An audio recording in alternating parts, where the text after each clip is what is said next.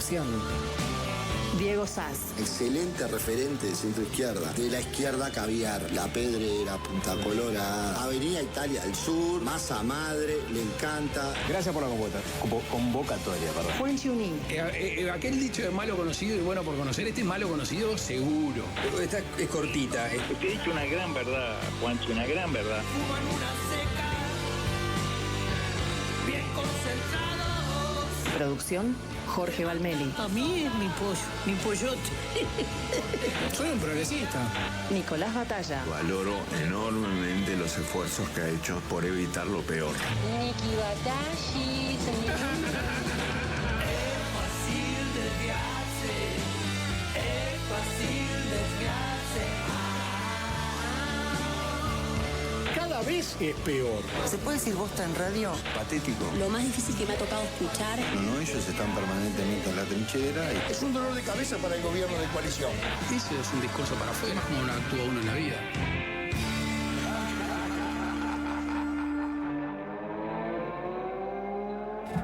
Muy buenas tardes para todos, ¿cómo andan? Bienvenidos a Fácil Desviarse.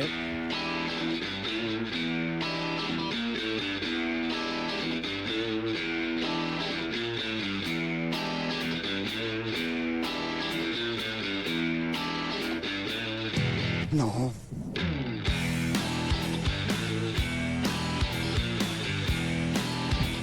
¿Qué tal, Nico? ¿Qué dice, Sapo? ¿Todo bien? ¿Cómo andamos? ¿Qué tal, Bien. Jorge Valmeli? ¿Sabés que el programa de Fácil Desviarse va a ser bueno cuando baja la cortina y alguien mete un audiecito? No. Cuando alguien mete un audiecito en la bajada de la cortina, tuc, A ver, que no te no. pasan cosas. A ver, ¿quién es? No. No, puede ser. Me pone un poco nervioso ese no. Ese no puede ser de Gustavo González o Cecilia Cairo. Cairo, ¿no? No. No, sí, claro. ¿Sí? Sí. Tiene una voz como, ¿no? Aguardentosa. Aguardentosa, exactamente. Que pasó algún pucho por ahí incluso, quizás. ¿Por qué asumís? Capaz es una voz grave, gruesa, No, así. viste que hay voces que son trabajadas con el tiempo, ¿no? Muy vinculados a, digamos, los consumos que uno puede ya tener. Digo, el pucho, por ejemplo. ¿Siempre tuviste una voz grave, así masculina, de locutor? ¿O eras un sapito chiquito, tenías 12 años Hola, y hablabas ¿qué así? tal? Vos sabés que desde que pegué el estirón a temprana edad, se me agravó la voz y así la conservé hasta hoy. Es más, me decían, mi voz quizás me impulsó a hacer radio.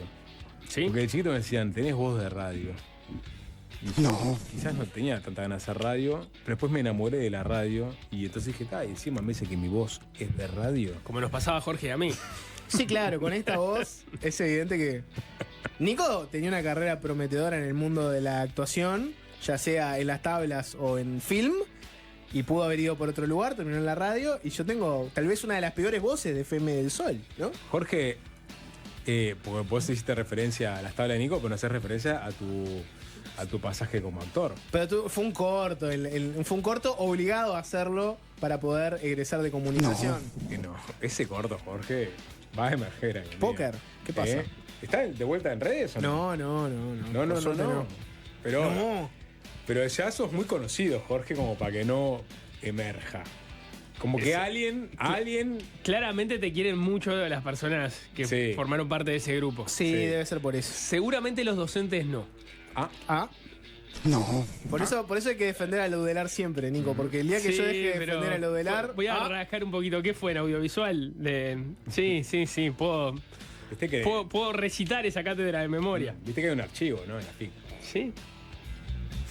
Accesible, ¿no? Un Bueno. simple carnet. Bueno, Saluda, en fin, Sapo, voy dale, a saludar a @Alvin Green, el estrepador de canciones. Voy a saludar a @Uy que macana. Esto tiene que ver con los derechos de autor, ¿no? Nos cayó con todo el rigor YouTube por haber usado la versión original de Macarena y de Uy que macana también de Mateo. La madre, ¿no? Ya no se puede robar nada. ¿o? Pero y el MIDI no, y el MIDI está todo bien, con el MIDI. Listo, bueno, quedó así, Maca. Hasta nuevo aviso. Y baila como una gacela, baila como si fuera un cisne que vuela contra el viento. @César Giacosa, Switcher Master estrella de la transmisión espacial de FM del Sol. Buenas tardes para todos.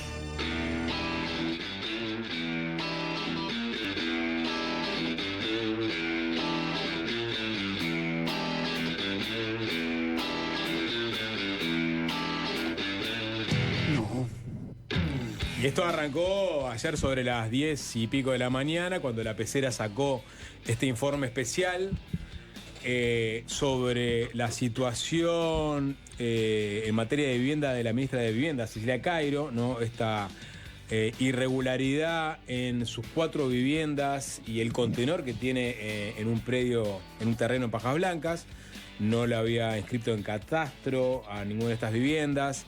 No había hecho los aportes correspondientes a primaria.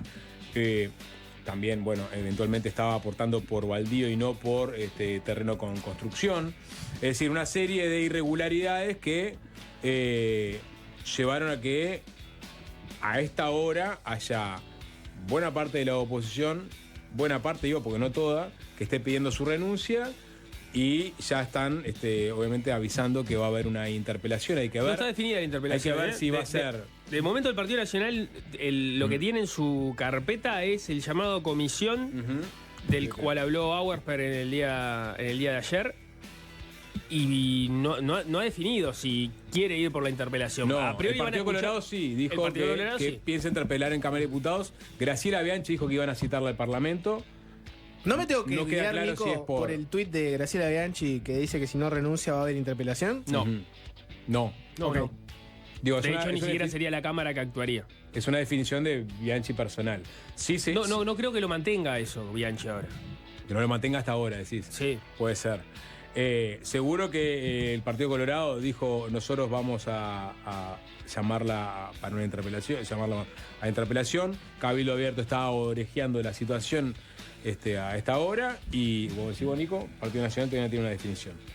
Tiene tiempo todavía para ver qué hace, mientras se espera, por ejemplo, que el Ejecutivo tenga un pronunciamiento oficial, ¿no? Más allá de lo que ha dicho la propia Cairo. No ha hablado ni Yamandu Orsi ni Alejandro Sánchez hasta el momento, y es sintomático, me parece, que de cómo escaló esta situación. Si bien Cairo dijo que habló con el propio Orsi y le dijo que eran las explicaciones que tenía que dar, cosa que hizo ayer sobre las 5 de la tarde en su casa, uno espera que en la próxima ronda de prensa que tenga Orsi, que va a ser en algún momento cercano, si es que no define hacer una conferencia de prensa, tenga que expedirse sobre el tema. Por ahora Cairo ha dicho que no va a renunciar. Esto lo vamos a ir repasando en los próximos minutos porque Cairo volvió a hablar. Habló en la Pecera de mañana, ayer, después que presentaron el informe, sacaron la conversación que tuvieron con la ministra de Vivienda, dando sus explicaciones de por qué tenía estas irregularidades en su vivienda. Después dio la conferencia de prensa que pasamos en vivo ayer de tarde. Y hoy de mañana habló de vuelta Cairo. Habló en el programa Así Nos Va, que conduce Patricia Madrid. En el medio, obviamente, ya lo comentábamos, ¿no? Ayer hubo reacciones de la oposición, hubo defensa de parte de su sector, ¿no? Sí, claro. Por lo pronto hubo, desde el MPP, digamos, los legisladores salieron, no sé si todos, porque no repasé la bancada del MPP, que además es enorme, pero sí, por lo menos las referencias más importantes salieron a defender a Cairo, a darle su apoyo. Salió la cuenta de Twitter del MPP a respaldarla. Salió el presidente del Frente Amplio, ahora vamos a estar viéndolo, más allá de que el Frente Amplio como tal no tuvo una postura, porque lo va a definir en todo caso en el secretariado que tiene el lunes. O sea, no hay una postura formal del Frente Amplio, pero el presidente ya opinó y marcó su apoyo y su solidaridad con Cairo. Lo mismo la bancada entonces de legisladores del MPP, lo cual deja la cancha marcada para ver después cuáles son las señales del gobierno, que no es lo mismo que la fuerza política, y que uno de alguna forma uno puede leer que el hecho de que no se haya salido a hablar algo dice, ¿no? Porque si no, uno podría haber entendido una jugada más alineada. Sí, todos alineados. Esto es cosa ya laudada. Cairo sigue en su puesto, como ella dijo, va a regularizar su situación a partir del lunes con los abogados los arquitectos que la contactaron, y a otra cosa, siga. Eso no pasó. Eso no pasó. Eso no pasó. Estamos Este es el primer escándalo, llamémosle, de la era Orsi, con lo cual estamos aprendiendo también, y me imagino que también están aprendiendo en el gobierno y en la fuerza política a ver cómo se dan esas reacciones y esas eventuales tensiones o no que se pueden dar entre la fuerza política, entre el Poder Ejecutivo, ¿no? Sí, uno puede especular con que están dejando pasar unas horas para ver hasta dónde escala esta situación, para ver si esto es sostenible, digamos, el cargo de Cairo, o se torna insostenible. Sí, y estudiarla, ahí va. Tener una posición de fondo sobre el tema y no tomar una definición al grito, ya sea el respaldo o la remoción de la ministra. Sí. Si les parece, vamos a meternos primero con la defensa cerrada a Cecilia Cairo. Tenés, pues, como decía Nico, ¿no? En el MPP, defensa cerrada. Fernando Pereira, el presidente del Frente Amplio, salió a hablar. El Frente Amplio orgánicamente todavía no ha tenido una postura pública al respecto. Y la propia Cecilia Cairo hoy dio una entrevista en Así Nos Va, el programa de Patricia Madrid en Radio Carve. Vamos a meternos un poco por ahí y también en las otras repercusiones que se fueron dando. Si quieren, podemos arrancar, porque a ver, cronológicamente podemos decir que ayer, en Coordinados, salieron todos los legisladores del MPP a bancar a Cecilia Cairo con distintas expresiones. Tenés ahí, yo qué sé, digo para repasar un poquitito, Nico decía que son muchos, y es verdad, a veces cuesta seguirle la pista absolutamente a todos, pero a ver, mencionando algunos, por ejemplo, Sebastián Valdomir, que es el hombre clave del MPP en la Cámara de Diputados, cámara que además es clave para el Frente Amplio porque es la cámara donde no hay mayoría. Sebastián Valdomir lo que tuiteó fue una foto de él con Cecilia Cairo en lo que parece ser un asentamiento, recorriendo un asentamiento, y dice: no existe persona más preparada para impulsar la política de vivienda del gobierno que Cecilia Cairo, una militante solidaria y que conoce, porque las vive, las 1000 dificultades que tienen los laburantes para construir. Ante la falta se regulariza. Todo mi apoyo, @Cecilia Cairo. Ese es un ejemplo de un legislador frente amplista pronunciándose. Podés ir con otro. Daniel Cayani, senador frente amplista, también una persona importante para el sector, en este caso en la Cámara de Senadores. Cayani tuiteó lo siguiente: Cecilia es una mujer solidaria y transparente, como pocas. No nació en cuna de oro, ella se desvive por los más humildes, le tocó ser madre muy joven y criar sola a sus hijos y sus nietos. Como cualquier uruguayo, trató de hacerse de un terreno y techo para ella y su familia con mucho esfuerzo cuando se quedó sin nada y tuvo que empezar de nuevo.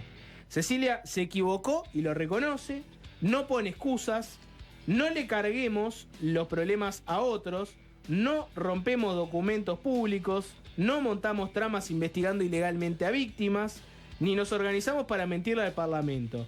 Que gobierne la honestidad también es que los gobernantes vivan las peripecias de muchos y que cuando se equivocan asuman sus errores y los solucionen como corresponde. Es por aquí.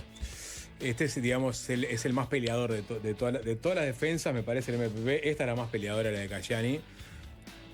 Hace la clásica de, bueno, tú también, ¿no? Y pone arriba el rosario de, digamos... El vos tambienismo, le está diciendo Marcelo Pereira en sus columnas de la diaria. Ahí está, bueno, pero aparte, sobre el final, ¿no? Que gobierna la honestidad, que fue el claim de campaña de Orsi.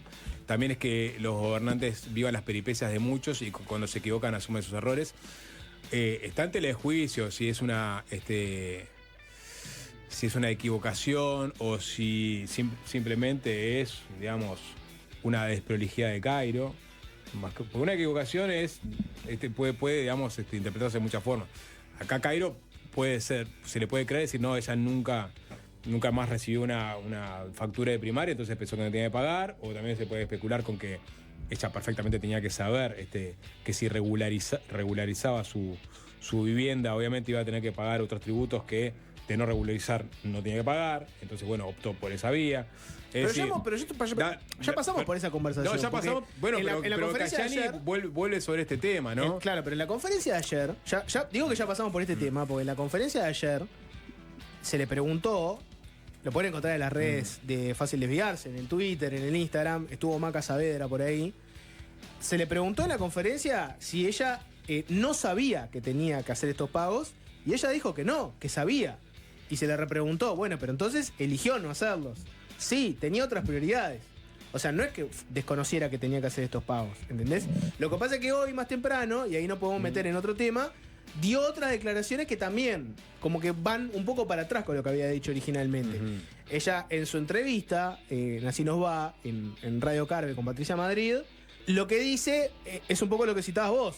Bueno, yo no sabía si tenía que pagar primaria o no. En algún momento me llegaron facturas que pagué, pero las facturas no me llegaban.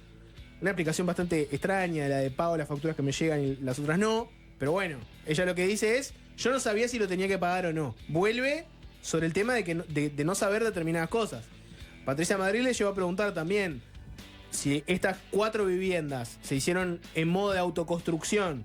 Que se acuerdan que una cosa que comentábamos ayer es que vos en un terreno tenés muchas formas distintas de construir. No es lo mismo el BPS que pagás si es con autoconstrucción.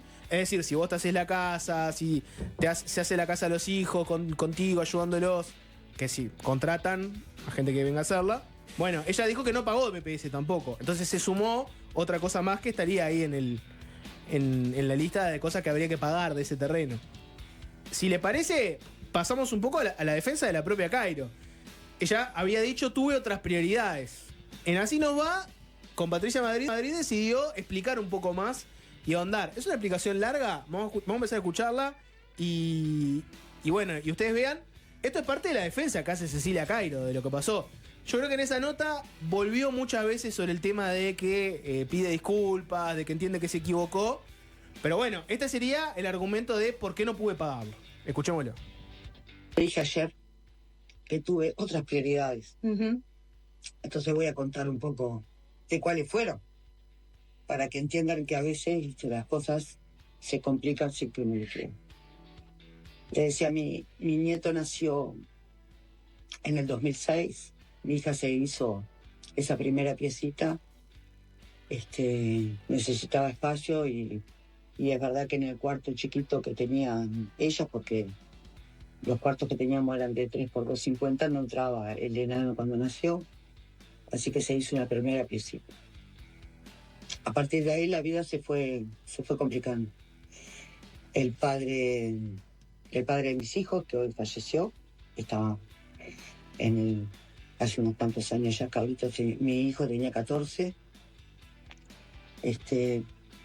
trajo 3 nietos de su primer matrimonio, que empezamos a criarlos en cooperativa. Se los había sacado a su hija del medio, Elina. No acá en Montevideo, fuera de Montevideo. Definimos traerlos, la más chica tenía 4, el más grande tenía 9. Lo fuimos criando entre todos, con todo lo que eso significa. Asumimos esa responsabilidad y desgraciadamente, luego en el 2012, cuando mi nieta estaba naciendo y mi hija se estaba haciendo para su casita que no terminó, Emily, que era la más chica de 6 años, se cae en un aljibe en Bajas Blancas y no la pudimos salvar, fallece. Eso hizo que todo se complicara otra vez. El abuelo quedó muy mal, es más, estuvo detenido, algunos pensaban que podía haber sido él, capaz que recordás esa historia, pero fue lo que pasó.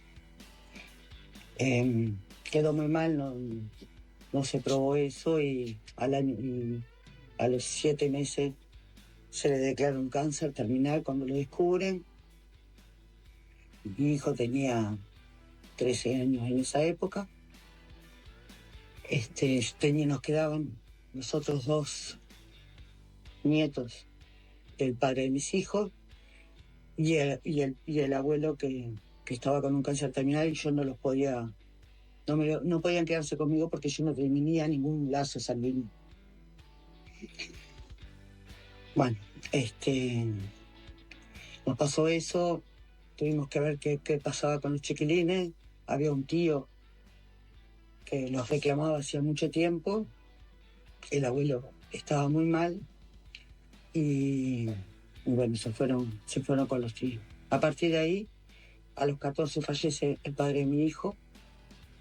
Se complicó otra vez. Fue difícil psicológicamente hablando. Él vio cómo falleció su prima. Y tuvimos que afrontar una situación difícil, que me llevó varios años hasta que él, por suerte, se pudo recuperar. Así que cada vez que quería, de alguna manera levantar... Y me olvidé una parte. Y en el 2022, quien es mi esposo, Jorge Meroni, tuvo que renunciar al municipio porque lo acusaban de acoso sexual. Capaz que tú lo recordás, Patricia. Sí. Eso volvió a tocar todo. Bien, ahí estaba, digamos, cuando habla de otras prioridades, Cecilia Cairo se refiere a, digamos, su periplo vital, que lo comentamos ayer un poco.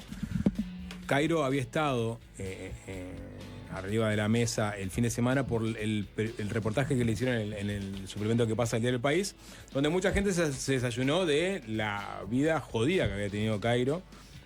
Madre a los 15 años, exiliada, bueno, un hermano que muere de VIH, adicto a la heroína. Acá lo que hizo fue ampliar, de alguna forma, ese periplo vital complejo que ha tenido en este tiempo, que es el argumento que ella ha utilizado para justificar la no regularización de sus viviendas. Ese es, digamos, exclusivamente el argumento que ella pone arriba de la mesa. O sea, no pude ocuparme de este tema porque tenía otros temas más complicados que atender. Sí, está bien. Bueno, ahora después, si quieren podemos debatir o no. Es jodido tener que destripar tu vida, digamos, públicamente, cuando te salta un caso que te expone públicamente, porque sos una jerarca. Si lo querés hacer. Pero, ¿no? Si lo querés bueno, hacer. ella eligió hacerlo, digamos, de alguna forma, un poco en el reportaje del que pasa, y ahora lo hizo, digamos, extensivamente a todo el resto de su vida, para justificar, digamos, el porqué de su accionar. Justifica, digamos, toda esa vida jodida, el no haber hecho esto. Políticamente compensa lo vivido, el hecho de estar en un puesto en donde vos tenés que saber que este tipo de cosas son una mala señal hacia afuera. Digo, esa es parte del debate que está arriba de la mesa en este momento. Mucha gente dice no. La verdad que muy jodida la vida de Cairo, como jerarca, como ejemplo hacia afuera, como ministra, tendría que dar un paso al costado. Incluso ella puede volver al Senado, o sea, no es que va a quedarse sin ingresos, o sea, va a volver al Senado, va a seguir cobrando un salario, y políticamente al Frente Amplio no le deja embretado, el gobierno no le deja embretado, y se da una señal hacia la ciudadanía de que un ministro tiene que dar más señales que cualquier ciudadano, ¿no? O sea, tiene que ser mucho más recto en su accionar que cualquier otro ciudadano. Eso es lo que se está debatiendo en este momento entre la población, ¿no? Mucha gente que entiende que no, más allá de esta explicación de su vida, Cairo tiene que dar un paso al costado, porque no justifica el hecho de haber obrado incorrectamente en un tema que aparte conoce mucho, que es la vivienda. Sí. Ahora nos metemos en esa discusión si querés, pero antes, César, tenés por ahí Cecilia Cairo en esa nota. Patricia Madre le pregunta por el tema de la renuncia, ¿no? Y concretamente, cómo ella entendía, o no lo entendía como un problema ético. Ella dijo que no lo entiende como este episodio como un problema ético. Y si la renuncia de ella estaba encima de la mesa, si la había discutido con Yamandu Orsi cuando conversaron ayer. Recuerden que en la conferencia de prensa del día de ayer, Cairo había dicho que conversó con Orsi. Escuchen un poco la opinión de Cairo sobre el tema de la renuncia, si renuncia sí, renuncia no, y la respuesta es que renuncia no. ¿Usted tiene su renuncia arriba de la mesa? Porque Siempre. ayer cuando le preguntaron... Pero eso pasa siempre. A mí lo que me preguntaron es si yo iba a renunciar. Yo contesté que no. ¿Usted entiende que esta situación no amerita renunciar, Cairo? No, juro que no. Juro que no. Me pasaron cosas en la vida, cometí errores, pido las disculpas, pero no me quedé con la plata de nadie. De eso estoy segura y voy a pagar la deuda porque eso genera multas y recargos y lo voy a hacer porque cometí un error. Pero sí. el quedarse con la plata de alguien es solamente, digamos, el único argumento, el hecho de haber cometido eventualmente algún tipo de delito es la única falta que sería lo suficientemente grave como para que una figura política dé un paso al costado y entienda que no puede ejercer una función pública determinada con ciertas responsabilidades, como su caso. Mira, no creo que sea así. No creo que sea así. Es una opinión que respeto. No creo que sea así. Te vuelvo a repetir, cometí un error. Fíjate que si lo hubiera querido maquillar, podía haberlo hecho antes si lo consideraba un error, si consideraba que esto podía traerme problemas, y de verdad no me di cuenta. La vida te marca otras prioridades. Lo que sí quiero dejar claro es que yo no me quedé con nada y que la deuda la tengo que pagar y es personal. Hemos hablado otras veces, ¿no? Pero más que nada en el gobierno pasado, donde se dieron muchos casos de este estilo. Vos tenés por un lado, siempre en el menú, tenés el carril legal de la justicia y después tenés el carril político, ¿no? Y cuando aparece un hecho que pone en duda a un ministro, tenés esas dos dimensiones. No siempre la única dimensión que juega es la dimensión de lo legal. Y vos tenés ejemplos para los dos lados, si querés mirar, de todos los gobiernos. Del anterior, que es el que lo tenemos más fresco, el de la coalición republicana, pero te podés ir para atrás con los del Frente Amplio durante los 15 años que gobernó. Tenés ejemplos donde ocurrió algo que a las autoridades políticas, al presidente, ya le daban la sensación de que era una situación compleja y antes de que actúe la justicia pide una renuncia, por ejemplo. Y ahí podemos decir que no es que se cometió un delito, porque la justicia no condenó a nadie. Apareció un caso, bueno, afuera. Después tenés cosas que evidentemente no tenían viso de ser algo ilegal, pero que se entendían que era una falta ética y se presentaba una renuncia.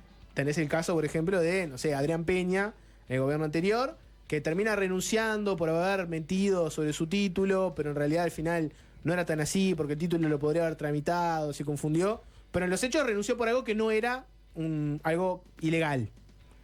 Y tenés otros casos donde la ilegalidad presunta todavía no estaba probada. No sé, el caso de Irene Moreira, por ejemplo, es un caso donde antes de que actuara la justicia, con la presunción de la inocencia y todo de por medio, se le pidió la renuncia solo por saber la información que se supo con respecto a la entrega de vivienda, el favorecimiento a militantes cabildantes. Entonces, decir yo no cometí un delito no necesariamente significa un no tengo por qué renunciar. A veces hay renuncias que se toman por cuestiones éticas.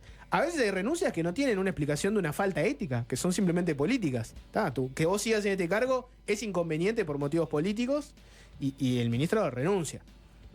Volviendo al caso de Cairo y toda la explicación que ella dio sobre el tema de sus prioridades, su periplo vital, etc. El problema de fondo es que cualquier persona común y corriente, si apela a la vida como argumento para no pagar un impuesto, la respuesta del Estado no es un bueno, dale. La respuesta del Estado es te lo tenés que pagar igual.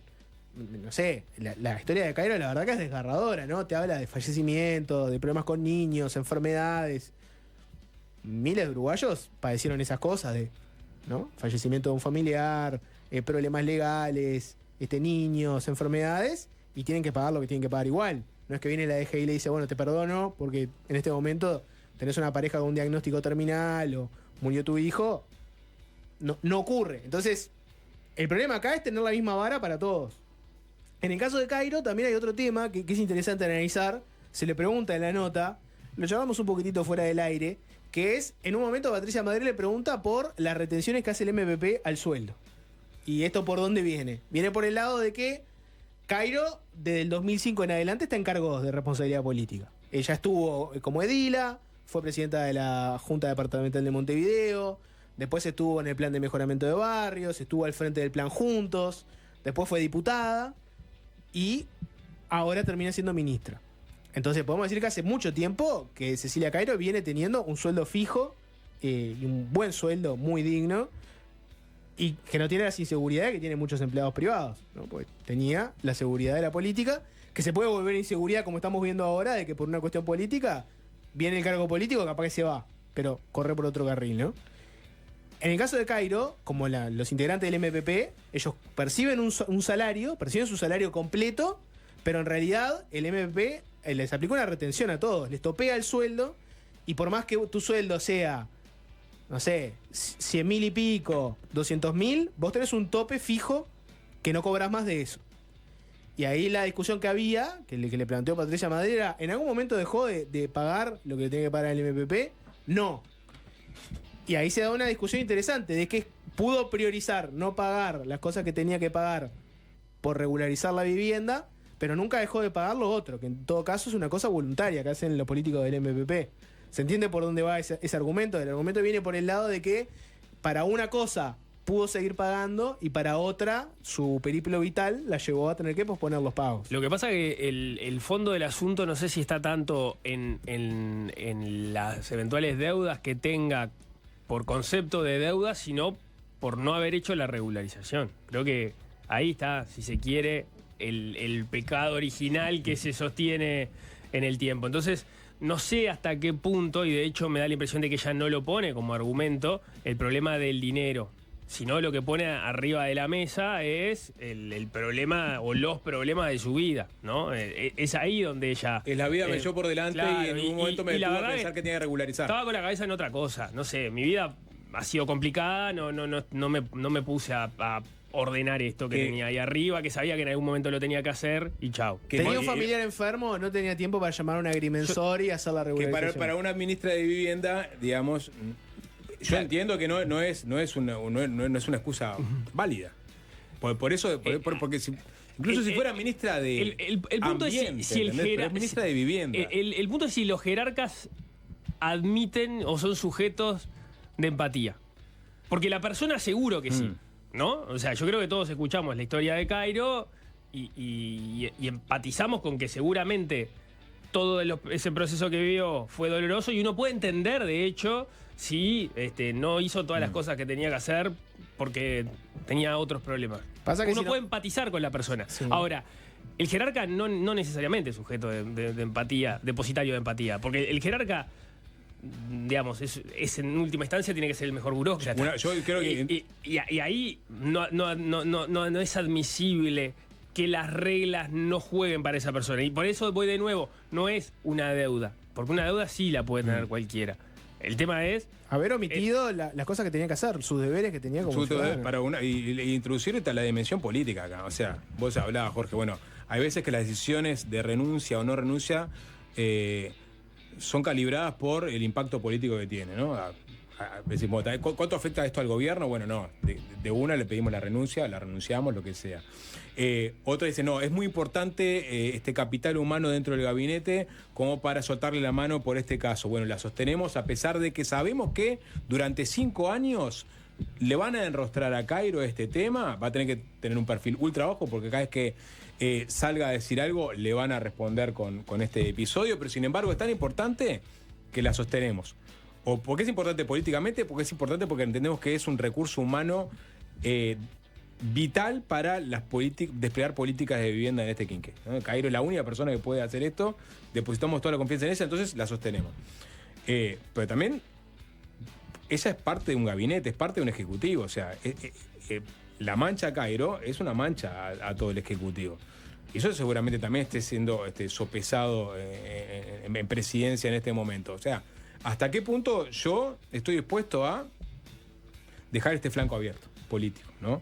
Si yo la sostengo en el cargo, ya tiré el globo sonda y ya sé que la opinión pública, oposición y frente amplistas están siendo masivamente críticos de este episodio. Y es muy difícil que aparezcan otros argumentos que reviertan esa posición. Entonces, vos sabés que está. Esto, si queda Cairo en el gabinete, bueno, ya sé que va a ser, como decía Nico, no sé, una amarilla a los 5 minutos de arrancar el partido. Eso es lo que tiene que calibrar en este momento el gabinete, y es una decisión mucho más fría que tiene que ver con el pacto político que tiene en el Ejecutivo. Claro, porque ahí está bien lo que vos señalás. La pregunta es si el cuadro, ¿no? O sea, si vale la pena mantenerlo o lo sacrificás en el sentido de... O sea, con los cuidados que tenés que tener con la persona, ¿no? Que no deja de ser mejor o peor persona por esto que le pasó, no deja de ser mejor o peor militante por lo que pasó, compañera de sus compañeros por lo que le pasó. No está en eso en discusión. Lo que está en discusión es si calza con este antecedente para liderar el Ministerio de Vivienda, cuando justamente estuvo durante todos estos años en la omisión que estuvo, ¿no? Esa es la pregunta. Y lo que debe estar, me imagino, razonando en este momento el presidente de la República es esa decisión. Si vale la pena sostener al compañero de militancia, a la compañera de militancia, pero abrir de ese flanco o no. Porque yo entiendo que vos lo planteabas de esa forma. Uno debe imaginarse que en un partido político tiene que haber más de una persona preparada para eso, sobre todo si se hace tanto énfasis en lo colectivo, cuando además no es que es alguien que va a desaparecer y nunca más lo vas a convocar. Cairo tiene un lugar ganado por los votos que obtuvo el MPP en el Senado, y es ahí donde perfectamente podría volver en caso de que la saquen del Ministerio de Vivienda. Sí, vos puedes dar todo el respaldo que quieras, es una persona proba, es una persona responsable, sabe los kilos de vivienda, pero bueno, y todo ese respaldo que estamos viendo en estas horas de la gente del MPP, pero sin embargo, esto le pega, digamos, como el espacio de la pecera en la banda de flotación al gobierno, y por eso tenemos que tomar la decisión de reemplazarla por otra persona. Pero esto es Vamos a escuchar si les parece a Fernando Pereira, el presidente del Frente Amplio, y después seguimos con la discusión. Pues les quiero sumar una dimensión que es la dimensión del partido, y no solamente del episodio de Cairo y del MPP. Fernando Pereira, el presidente del Frente Amplio, dio declaraciones a la prensa sobre el caso de Cecilia Cairo. Vamos a escucharlo, ¿les parece? Esto es en perspectiva. Vamos a escuchar, son dos audios de Fernando Pereira. El primero, donde le piden las primeras impresiones sobre el episodio, y Pereira hace esta defensa. Bueno, lo primero que vale la pena consignar es que efectivamente en el Uruguay, lamentablemente, hay decenas de miles de situaciones parecidas a la de Cecilia, personas que han construido su vivienda, que lo han hecho como han podido, con ayuda de vecinos, con autoconstrucción, y que luego no han regularizado sus bienes.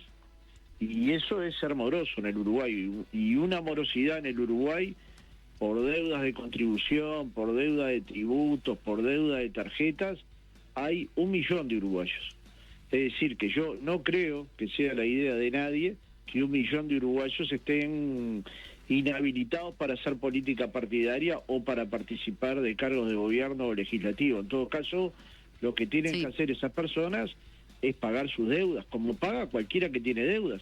Yo me imagino que ustedes alguna vez habrán tenido deudas, y si no, serán afortunados, pero la mayoría de las personas que yo he conocido a lo largo de mi vida, en algún momento se han endeudado, en algún momento se han atrasado con esas deudas, en otros momentos se han regularizado y han resuelto su situación. Y es parte de un problema que tiene el Uruguay, que es importante, que abarca a 1/3 de la población, y que llevó a un sector de la política, tal vez con una redacción que yo no comparto, a ir a un plebiscito que se le llamó deuda justa, porque las personas no pueden pagar la deuda que tienen, y regularizar una vivienda, créanme que no es nada económico. Es decir, las personas no regularizan una vivienda no porque no quieren, sino básicamente porque no pueden.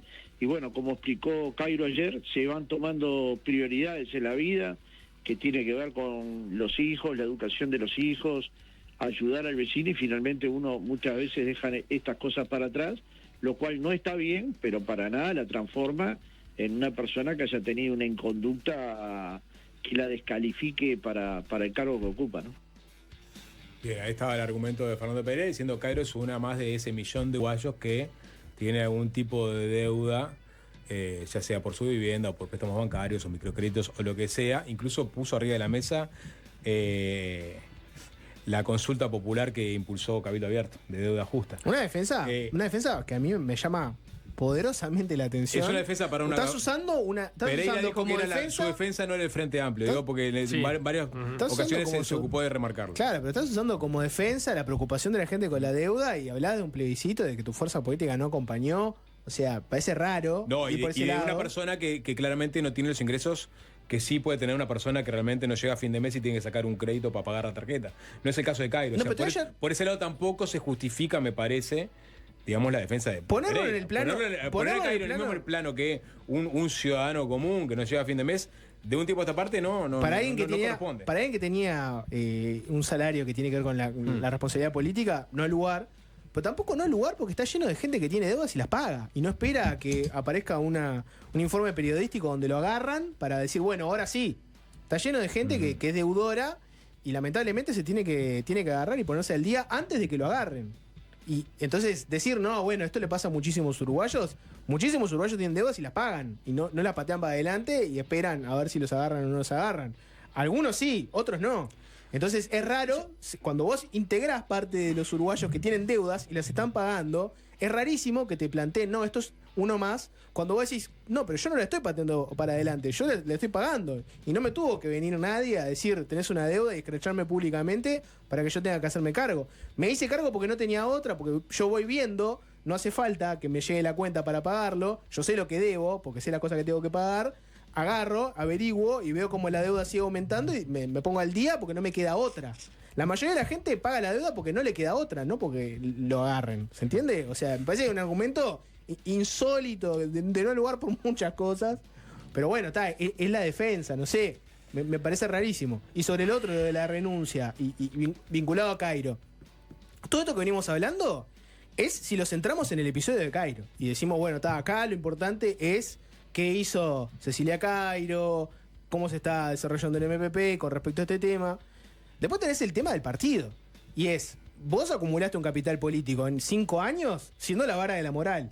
Porque una cosa que tiene lindísima en la alternancia de poder es que vos ves la diferencia entre unos y otros cuando pasan de estar en el oficialismo a la oposición y viceversa, ¿no? Los que estaban antes en un gobierno, pasaba algo y defendían a capa y espada, pasan a la oposición y se vuelven la vara de la moral y ahora pueden dar lecciones de todo porque estás en la oposición. Aguantá, Jorge, entonces y es mucho más fácil estar ahí y los que están lo que antes estaban en la oposición y eran la vara de la moral, pasan al gobierno y se encuentran que tienen que tener la misma vara. Porque vos llegaste al gobierno acumulando un capital político justamente por ser muy duro con episodios no muy distintos a estos. Por agarrar y pegarle a Adrián Peña cuando miente por el título. Aguanta, Jorge, porque en el segundo audio Pereira justamente... obviamente le hacen estas preguntas, bueno, pero más allá de su situación personal, más allá de todo, ella fue omisa en pagos que sabía que tenía que hacer y tenía un cargo que quizás no le impedía hacer este tipo de desembolsos porque más allá de que tuviera topeado el sueldo podía pagar. Pereira, después le preguntan a Pereira si Cairo es idónea para el cargo dada esta situación de irregularidad vinculada a su vivienda. O sea, ministra de Vivienda con esta irregularidad, ¿es idónea realmente? La gente se puede preguntar si efectivamente es la persona indicada para estar en ese lugar, después con este antecedente. Y ahí Pereira responde, ¿pero qué hace? Trae, ¿no?, los casos de la anterior administración y pone arriba de la mesa, por ejemplo, el caso de Valeria Ripoll. Ripoll incluso le contestó en las últimas horas a Pereira por esta declaración. Vamos a escucharlo. Porque las personas que deben en general son las que tienen más problemas, no las que tienen menos. Los que tienen menos problemas son los que están al día, los que pueden pagar todos los impuestos, los que pueden pagar todas las cargas sociales, las que pueden pagar todas las tarjetas en fecha, y por supuesto esto es lo mejor que le puede pasar a la gente. Pero la realidad es que hay una cantidad de gente que gana 17, 18, 25, 30, 50, que tiene deudas que en muchos momentos son impagables. Que es una realidad de gran parte de la población uruguaya, sin duda, y que a un ministro le puede pasar sin duda. El tema es cómo se justifica que la persona siga en el cargo, teniendo en cuenta que incluso es una especialización del Ministerio de Vivienda. A ver, ¿no considera que el no pago de impuestos domiciliarios, por ejemplo, por parte de un funcionario público de alto grande de este rango no sienta un precedente negativo? ¿Qué mensaje se le está dando a la ciudadanía que efectivamente se desvive por poder pagar sus impuestos, sus compromisos tributarios? El mensaje es claro: le erramos, lo vamos a corregir y vamos a seguir adelante, y la gente juzgará al ministerio por la obra que haya construido a lo largo de 5 años. Esa es mi posición. Quiero aclarar esto, yo no estoy dando una posición del Frente Amplio. Hay acá una situación de dolo, hay acá una situación de evasión, hay acá una situación de delito. Durante la campaña electoral surgió que Valeria Ripoll era deudora del Banco Central, deudora grado 5 del Banco Central. Y ella lo explicó con claridad: yo soy una persona común, que tengo deudas, que me endeudo, Y era lo más razonable del mundo comprender que un candidato a vicepresidente antes tuvo otra vida y que probablemente esa vida tuvo determinadas peripecias que no le permitió pagar las deudas que tenía. ¿Eso le inhabilitó para ser candidato a vicepresidente de la República? No. Ahora mismo, tenemos a alguien que está imputado por 7 delitos distintos en Soriano. ¿Está inhabilitado Besosi para ser candidato a intendente? No. Entonces, no sé por qué se miden con varas tan diferentes. Ahora no se mide con varas diferentes, pero... Yo vengo de Artigas y Bella Unión. Estoy planteando temas que no han renunciado a nadie, ¿no? La campaña de Artigas y Bella Unión está vinculada a la cara de Valentina Dos Santos y la consigna es tu voto vale. Ahí el Soravilla, si sale intendente, plantea que la secretaria general va a ser Valentina Dos Santos, que fue acusada por un delito de usurpación de la figura del intendente, y como usted sabe... Sí, los casos los conocemos todos. Es que está sacando... Bueno, ahí está la campaña. ¿Está inhabilitada para hacer eso? El Partido Nacional la inhabilitó. Sin embargo, pero ¿por qué me compara la situación del Partido Nacional, que seguramente es muy objetable, con respecto a... una renuncia? Y no es un planteo que ha escuchado de estas horas de incluso militantes del Frente Amplio que dicen, bueno... A mí nadie. ¿No? A mí no me ha llamado nadie. A mí... Si he mirado las redes, no, porque en general no las miro, ni en estas circunstancias ni ninguna otra, porque quiero tener una vida más o menos razonable, más o menos feliz, y no me meto en esas situaciones que en general generan malestar. No, pero Lo que le digo es, ¿cómo la evalúo yo?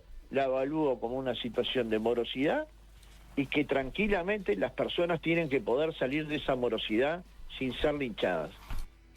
Estaba Fernando Pereira. Hay varias cosas de esta respuesta de Pereira, pero hay una que es ¿cómo era tu tambienismo? El vos tambienismo. El vos tambienismo, ¿no? Pereira sale a reflotar casos de la oposición de la pasada campaña o incluso de esta carrera electoral. Que francamente no tenía nada que ver ninguno de los tres. Bueno, pero obviamente... O sea, porque Valentina Dos Santos ya estuvo inhabilitada, ¿no? O sea, por eso, de hecho, más allá de que ahora podría ser candidata, no va a ser candidata porque el Partido Nacional no la habilitó a usar su lema. Sí, o sea, y son casos que están judicializados y en todo caso son casos que se someten a la voluntad popular, ¿no? Claro, en el caso de Besosi, la gente va a votar. Nadie está diciendo, en el caso de Cairo, por ejemplo, que no podría volver al Senado. No. Y además, es claro que son casos distintos, porque es verdad, en el caso de Besosi es una investigación que está judicializada. Acá no estábamos hablando de un delito. Por eso, llego a Besosi y a Soravilla de lado y pone el caso de Valeria Ripoll, que hablaba de Pereira, que tenía deudas. Le contestó Valeria Ripoll, si les parece les leo lo que puso. Dijo, a mí, señor Fernando Pereira, antes de nombrarme se lava la boca con hipoclorito. Yo tengo préstamo que estoy pagando y me descuentan de mi sueldo, no evado impuestos, laburo y pago lo que hace la gente de bien. No tengo propiedades y mucho menos escondo por más de 30 años la evasión. Nunca tuve un sueldo como parlamentaria, ni fui parte de ningún gobierno con cargo remunerado. Mi marido no fue edil ni alcalde. En mi casa nunca entró ni la mitad del dinero que le ingresa a la señora Cairo. No tienen excusa. Que podría ser, en todo caso, un caso un poco más análogo, que obviamente que Besosi y Soravilla, que no tienen nada que ver. Bueno, esta es la respuesta que le da Ripoll a Pereira. Hay un tema de fondo que no es... Porque yo entiendo, son casos distintos. Hay un tema anterior a ese, que es, y voy a ser un poco cruel con esto que digo, a la opinión del Partido Nacional no importa. ¿Qué hace el Partido Nacional? No importa. O sea, tiene una consecuencia política, que es si eventualmente interpelan o no, etcétera. Pero plantear esto como pero si el Partido Nacional hace esto, el Partido Nacional acá no está en discusión. Lo que está en discusión es qué va a hacer el Frente Amplio con este tema. Y cuál es la vara ética que tiene el Frente Amplio. Porque yo entiendo que hay una pulsión de agarrar y decir, nos está criticando gente que... Y ahí arrancás con la listita de todas las cosas que te parece que están haciendo mal. Pero el problema no es que te critique la oposición. Eso no le interesa a la ciudadanía. El tema es qué hizo Cecilia Cairo y qué está haciendo el Frente Amplio con este tema y cuál es la vara moral con la que se maneja y la vara ética que tiene. Entonces, acá la discusión es si el Frente Amplio entiende que una persona que no pagó los impuestos a sabiendas porque tenía otras prioridades vitales y cuando lo agarran y se hace público, decide ponerse al día, puede ser ministro, está mostrando cuál es la vara ética que tiene. Si el Partido Nacional en el medio chicanea y les pega, etcétera, es una discusión de segundo o tercer orden. ¿Qué es lo que te dice la oposición? Siempre es una discusión de segundo o tercer orden. Porque la oposición está en otro lugar, está en el lugar donde critica, etcétera. Y vos verás, en base a lo que hizo en el gobierno, qué credibilidad tiene o no. Da vuelta esa lógica y te preguntás qué hizo el Frente Amplio en la oposición ante casos de desvíos éticos. Y te tenés que preguntar, ¿está siendo coherente con el tipo de oposición que fue? Yo insisto que me parece que el problema, más allá de la deuda, tiene que ver con la irregularidad. Me parece que en alguien que está al frente de una cartera que tiene Además. que velar por eso, me parece que es el punto que en todo caso define, pecado original, como puede tipo. definir la cuestión hacia un lado o hacia el No es otro. un tema de plata. No tanto el tema de la deuda, porque sí entiendo que el deuda puede Está lleno tener de gente con puede- deudas y claro, puede políticos tener con cualquiera deudas. y no es un delito tener deudas y digo, esta irregularidad tampoco, pero no, digamos, es un problema que en definitiva te va a caer a vos en algún momento la deuda. Por otro lado, entiendo que está bueno tener jerarcas cuya peripecia, o suma que tener jerarcas cuya peripecia vital sea parecida a la de la mayoría de la gente. Para mí eso es un valor. El tema es que no tienen las mismas obligaciones que la mayoría de la gente, porque son jerarcas y porque tienen que dar el ejemplo. Y ahí mi impresión o lo que me conflictúa un poco es que llego a dos conclusiones distintas cuando analizo el tema, y una es, no es una gravedad mayúscula lo que pasó, porque estoy seguro que en este momento hay mucha gente que está que está escuchando la radio en su casa, que si le pedimos los planos y miramos su apartamento o su casa, capaz que no está todo alineado ni con lo que pide el BPS, ni lo que pide. Entonces, entiendo que como, digamos, gravedad de la situación no es tan grave, pero es incompatible con el rol que ocupa, ¿no? Entonces, no hay que despellejarla como persona por esto, porque no es grave y le pasó algo que hace mucha gente, con vidas más y menos complicadas que esta, pero parece muy difícil que vos estés al frente de una cartera que le tiene que pedir a la gente que esté en regla, o que impulsa políticas públicas que espera que los demás sigan, como por ejemplo pagar el impuesto a primaria, que es para la alimentación de los chiquilines. No, es obvio que Cecilia Cairo no quiso dejar un chiquilín sin un plato de comida en el almuerzo. Es obvio que no lo quiso hacer. Pero cuando no Pero pagás, la política pública era para sostener eso. Y bueno, Entonces, cuando no lo pagás, y la verdad que los jerarcas tendrían que estar todos alineados con eso. Por eso yo entiendo que la defensa que han hecho, sobre todo sus compañeros del MPP, que tiene que ver con, digamos, con lo solidaria que es, lo buena persona que es, lo comprometida que está, no necesariamente son los argumentos que en este momento esté manejando el presidente, ¿no? Claro. Exacto. Vos podés hacer una defensa cerrada de Cairo como persona, como laburante, como compromiso, pero... No es incompatible con que vuelva al Senado. Exactamente. Y por eso no sé si el capítulo está cerrado. Igual. Ahora hacemos una pausa y después hablamos. No todos los frentamplistas salieron con el mismo discurso del MPP. Tenés casos de frentamplistas que dieron otras opiniones.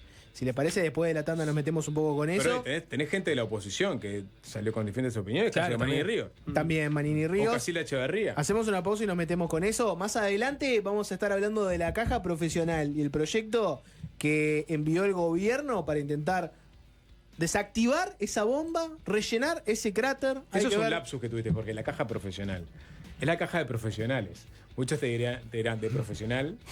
No la caja de jubilaciones profesional, no. De profesional. No, yo prefiero caja profesional, me gusta como no, abreviación rápida.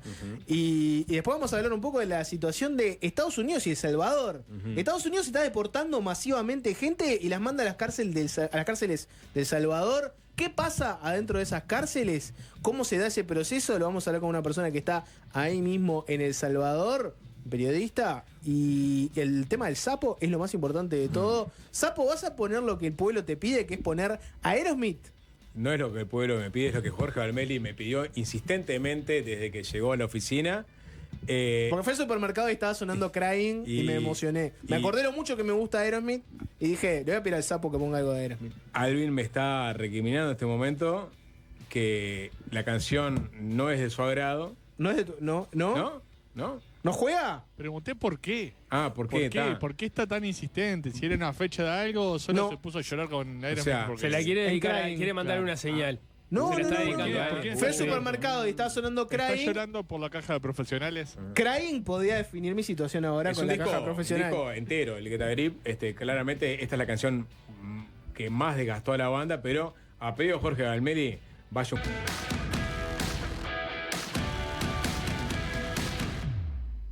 El mensaje de los oyentes opinando sobre el caso Cairo. ¿Es un tema polémico para la audiencia este? Yo creo que es un tema de esos temas que atraviesan a la sociedad, ¿no? Cualquier tema que vincule a políticos y no pago de, ¿no?, facturas, ya está, o irregularidades, ¿no? Todos tienen opinión formada Todos sobre tienen eso. opinión formada, exactamente. Entonces, Y un ministro en la línea de tiro también, ¿no? Explotación. sí, por No abajo. sé dónde le de la- pegaron, ahora sí, está en la línea no. de... Sí, pero digo, por eso es tan sensible políticamente el tema, porque si es un tema que entienden unos pocos, bueno, capaz Es muy que fácil de entender. es muy fácil de entender y eso es lo más complicado para el Ejecutivo. Vamos a escuchar, estuvo en Desayunos Informales el senador de Frente Amplio, Gustavo González, quien le opinó sobre el caso Cairo y digamos que no tuvo una posición de defensa cerrada como sí han tenido los compañeros del MPP, González del Partido Socialista. Sí. Y bueno. Y ex dirigente de FUCUAM. Y ex dirigente de FUCUAM, uno de los impulsores también o voceros el plebiscito que impulsó el PIT-CNT también. Vamos a escuchar a González en Desayunos dando su posición sobre el caso Cairo. La vida, esta es la realidad, y es una situación muy triste.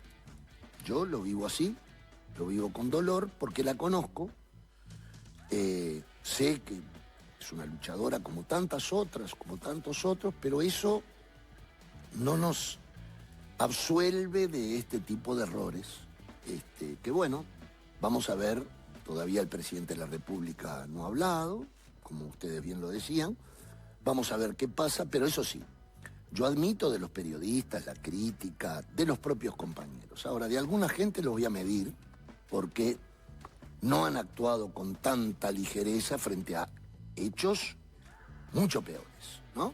Entonces ahí, porque es aquello de que a los compañeros se los defiende, pero yo no soy del fin justifica los medios, ni se defiende cualquier cosa.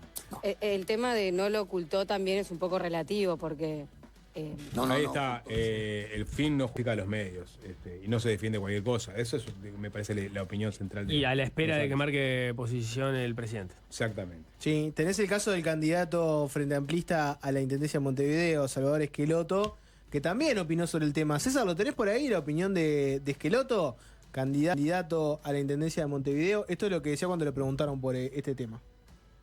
Bueno, es una situación que merece algunos comentarios. El primero de todos es que yo estimo muchísimo y valoro a la compañera Cecilia Cairo, que es una persona con un compromiso de vida poco comparable con el de otros militantes incluso.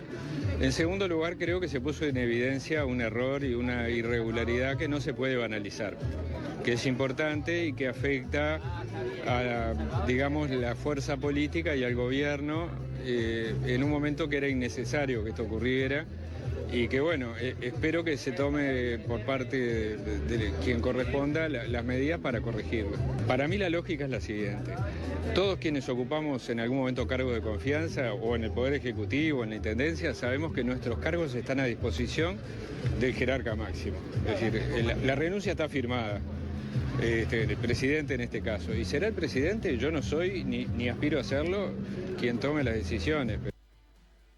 Ahí está, tenemos posiciones no tan cerradas a favor de Cairo, Esqueloto, el caso de Gustavo González. Y por otro lado, tenemos desde la oposición gente que defendió a Cairo, de alguna forma. Voy a ir por el lado de Casilda Echevarría, la presidenta del Banco Hipotecario, Blanca ella, presidenta del Banco Hipotecario en la administración pasada, quien dijo, no me gustan los scratches, no me gusta esto de que ahora tiene que ir al Parlamento a dar explicaciones, porque ella ha tenido una actitud humilde, ha reconocido su error, su falta de pago, todo, que reconoce que lo va a aceptar. Entonces, ¿para qué la llamaríamos al Parlamento? Para humillarla, para hacer una jugada política. No estoy de acuerdo con eso.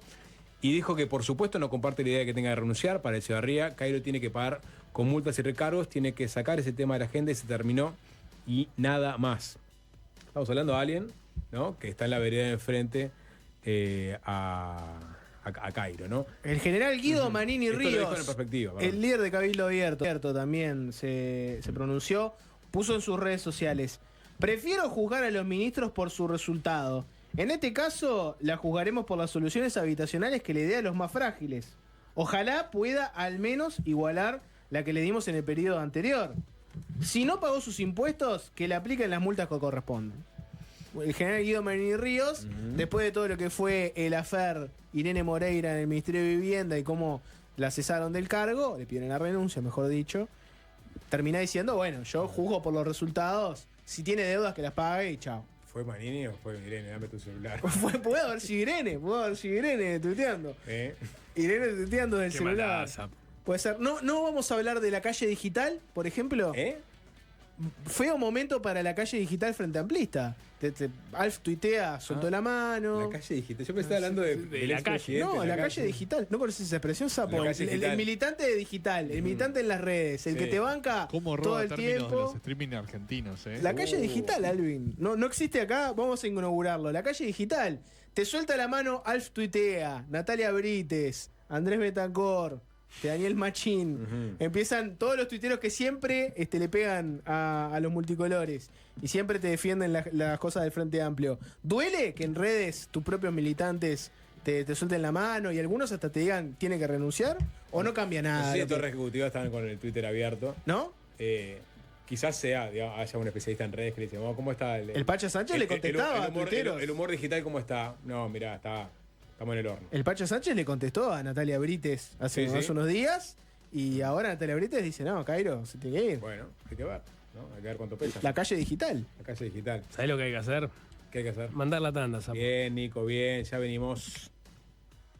Fácil se impone. Fácil desviarse. La caja de profesionales hace tic-tac de no mediar una solución que modifique sus ingresos. Se quedará sin dinero para afrontar sus obligaciones en el mes de junio.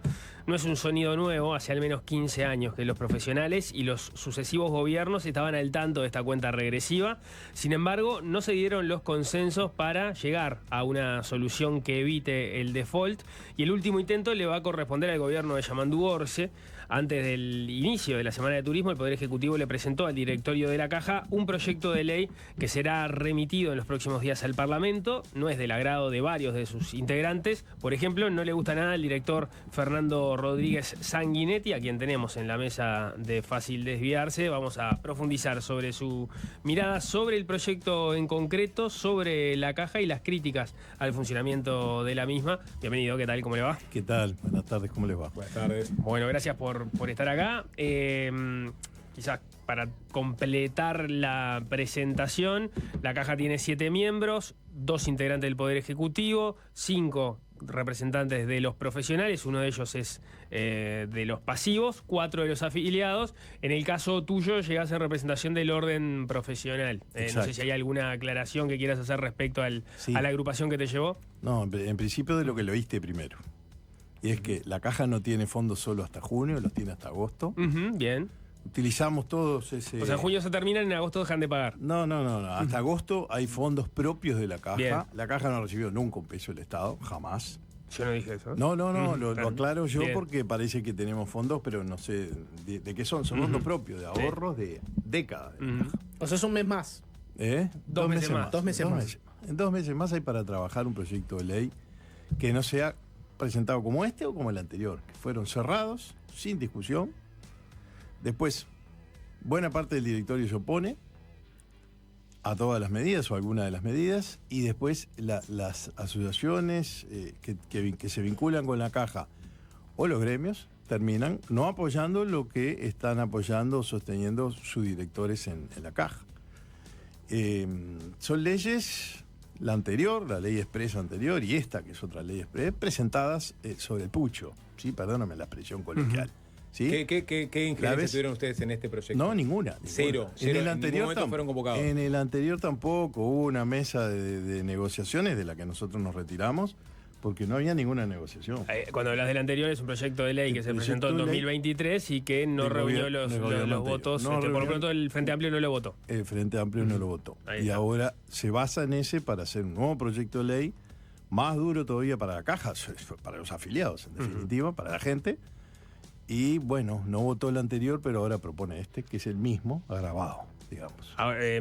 Vamos a entrar en él. Capaz que digo a grosso modo los puntos que están arriba de la mesa en este proyecto y empezamos a conversar sobre la situación y las ideas que ustedes tienen. Implica un aporte del Estado que cambia en 2025, 2026, pero se viene hablando de unos 30 millones de dólares al año que vendrían de rentas generales. Hay un aporte de los afiliados que sería mayor a esos 30 millones, se habla de 40, 45 millones de dólares. Hay un aporte que le harían los activos con el aumento de el porcentaje que hacen de Montepío. Sí, es el porcentaje sobre el sueldo fijo de cada categoría. Hoy está en 18,5, había estado en su momento en 16,5 y se subió. Ahora subiría de aprobarse este proyecto al 22,5. Hay otra parte que le harían los pasivos, se habla de una contribución, esto varía en función de cuánto reciba cada pasivo, pero sería en promedio de un 9%, además de hacer algunos ajustes a la forma en que se ajustan los timbres profesionales y también hay un cambio en la gobernanza que se pasaría de un directorio de 7 miembros a un directorio de 5 miembros en los cuales saldrían 2 de los activos, con lo cual quedarían 2 integrantes del Ejecutivo, 2 activos y un pasivo. Básicamente esa sería la conformación. Ahora podemos entrar en los miramientos que ustedes tienen. ¿Cuáles son los principales señalamientos que tienen sobre esto que se presentó? Bueno, primero lo que nos informó el Poder Ejecutivo en la reunión del jueves pasado fue que no iban a hacer lugar a nuestro reclamo de que el IAS de los jubilados de la caja, en vez de ir a subsidiar el BPS, quedara en la propia caja de profesionales. Son 37 millones de dólares por año. O sea que vamos a hacer un cambio, ¿no? Le van a sacar además más a los jubilados. No al tema de los dependientes, nos dijeron, no, eso ni lo van a considerar, que la base de nuestro proyecto de ley, y tiene que ver con una cuestión de justicia, ¿no? Hay profesionales universitarios trabajando en forma dependiente que no aportan a la caja, aportan al BPS, pero lo hacen en función de su título profesional. Bueno, lo que parece razonable que reunamos a todos los profesionales en la misma caja, como están los bancarios en su caja, como están los notarios, los escribanos en la suya, ¿no? ¿Cómo puede explicar un poquito más eso? O sea, ¿cómo no? Los dependientes que son profesionales que accedieron a un cargo por su titulación, que sin embargo aportan a BPS, que esas personas pasen a aportar a una caja en común con la de los profesionales. Sí. Es unificar las cajas profesionales con los de los dependientes. Exacto. En vez de aportar al BPS, aportan a la caja de profesionales. Y el mismo porcentaje se verían beneficiados en por supuesto, sus jubilaciones. Mira, el mismo porcentaje aportarían, obviamente el porcentaje del Montepío del 15% y el porcentaje de aporte patronal. Porque los profesionales independientes tenemos el porcentaje hoy 16,5, 18,5 y los timbres profesionales, que son el aporte profesional de quienes contratan a un profesional. Son algo así como el 30% más o menos. Y es en el entorno del 30%, llegó a ser el 50% de los ingresos. Ahora, si tenemos tiempo y podemos hablar de eso, lo hablamos. Nosotros lo que proponemos es que a partir del momento de la aprobación de la ley, no es todos los profesionales que hoy están trabajando en el Estado o en la actividad privada. ¿Cómo identificás que un profesional llegó a ese trabajo por su título? Porque tiene un contrato o una función que tiene que ver con el título profesional. Por ejemplo, si fuera un arquitecto contratado por el ministerio tal, vos dirías, este es un caso de un profesional dependiente. Claro, contratado por su profesión. Ahora, si el arquitecto se encarga de recursos humanos, porque coincidió que tiene también conocimiento de eso, no tiene por qué aportar a la caja de profesionales. O sea que si tenés un título pero trabajás de otra cosa... Claro. Y tengo una pregunta ahí, porque lo que llama la atención es, pues si lo van a beneficiar. Yo creo que hoy en día cualquier persona que le preguntes, ¿dónde querés aportar? ¿Al BPS o a otra institución que hace, te diría que años, lo único que venís escuchando es que se está por fundir? ¿Quién va a decir, pasame a la que se está por fundir? Bueno, ¿quién va a decir que me gustaría aportar a la FAP? Sin embargo, todos aportamos a la FAP. Vos decís que hay que obligarlos. Y hay una decisión, seguro. Hay una ley que lo va a establecer. Así como hoy la gente está obligada a estar en la caja profesional, aunque no quiera, vos dirías, los que están dependientes, hay que obligarlos también. Y por a los nuevos. A los que vayan ingresando.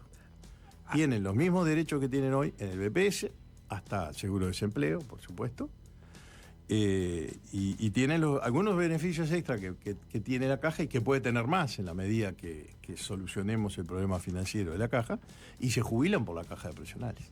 Pero perdón, si la idea es converger hacia una caja común, ¿por qué hacer este alto en el camino? Eso es una idea que no es nuestra y que está en discusión, ¿no? Lo que estableció la ley 20.130, creo que está en discusión. Va a haber un gran diálogo social, en fin, eso no parece ser todavía una cosa cierta o definida. Capaz que estamos un poco desordenados en la discusión, pero ya que entraste en ese punto, todo esto que está pasando no le da cierto asidero a la idea de que en algún momento se converjan todos los subsistemas en un mismo lugar, porque por cómo se explica la pervivencia o la supervivencia de la caja de profesionales en el escenario en el que está y al que tuvo que llegar. Y cómo se explica la de la bancaria, por ejemplo. Pero la ley lo que plantea es justamente la convergencia de todos los subsistemas. Convergencia de valores y de años, de trabajo, etcétera. No quiere decir que dejen de existir. No, van a seguir existiendo, pero van a tener una serie de limitaciones, que es lo que nos gusta a los uruguayos, centralizar todo y estar todo limitado. Van a estar topeadas seguramente, pero no sabemos en el futuro qué va a pasar. Con la ley de 1996, de la creación de la SAFAP y todo esto, no funcionó, ni para los cincuentones, y ahora están los cuarentones, y no funcionó, se tuvieron que ir del sistema porque era mejor el otro sistema. Entonces, esto en seguridad social de proyectar a 50 años no existe, ¿no? Cada vez va a ser correcciones permanentes y aprendiendo de la realidad, porque es imprevisible la seguridad social. Bien, Nico, vamos a seguir capaz que con... la que me había quedado un poco por lo que preguntaba Nico, ¿no? Vos decías, no, bueno, acá termina habiendo una serie de limitantes que nos van a poner. Pero bueno, la seguridad social es un poco en base a limitantes, ¿no? Vos mismo lo dijiste, a la gente hay que obligarla a estar en la caja profesional, porque si le dieras la libertad, la mayoría no la elegiría, diría, por favor, sacame de acá. Sí. Ahí la pregunta que se nos plantea es, si la caja profesional está tan buena, ¿no? Y tiene tantas cosas buenas para aportar, como por ejemplo, como vos decías, vos te vas a jubilar mejor, en teoría, ¿no? La gente con la misma plata se va a jubilar mejor. Si realmente fuera así, ¿por qué no agarrar y plantear un sistema libre donde vos podés agarrar y estar en la caja profesional si querés, entendiendo que vas a jubilarte mejor, y si no, no? Bueno, ya hoy pasa. A ver, hay 110.000 profesionales universitarios que no aportan a la caja de profesionales. ¿Tú crees que no están trabajando? Sí, están trabajando, la mayoría de ellos. ¿Que no están trabajando en función de su título? Sí, están trabajando en función de tu título. ¿Cómo aportan? Aportan como se les ocurre, en definitiva. No aportan a la caja de profesional, y como no les exigen estar al día con la caja de profesionales, forman una unipersonal y trabajan y facturan con servicios profesionales, pero está lleno. Claro, son una muestra de que si a la gente le diera la libertad... De la perforación del sistema, no es una libertad. El BPS los asigna así, y bueno, y es la gran competencia que tenemos nosotros. Pero vos decís que hay profesionales con unipersonales trabajando de manera independiente que no facturan por la caja de profesionales. Miles, claro. Claro, me fui a hacer el carnet de salud hace poco y como ustedes supondrán, le pregunto a todo el mundo, ¿estás en la caja o no estás en la caja? Una sola médica estaba en la caja, el resto facturaban como empresa unipersonal. Y eran todos profesionales universitarios. Mira. ¿Cómo se hace eso de ser un unipersonal y no facturar? No te puedo dar el pique. No, si hay un pique, lo quiero saber. No, hay un pique, sí, lo que hace todo el mundo. Crea una empresa unipersonal y facturas con una empresa unipersonal. Eventualmente, servicios profesionales. Pero eventualmente si esa situación...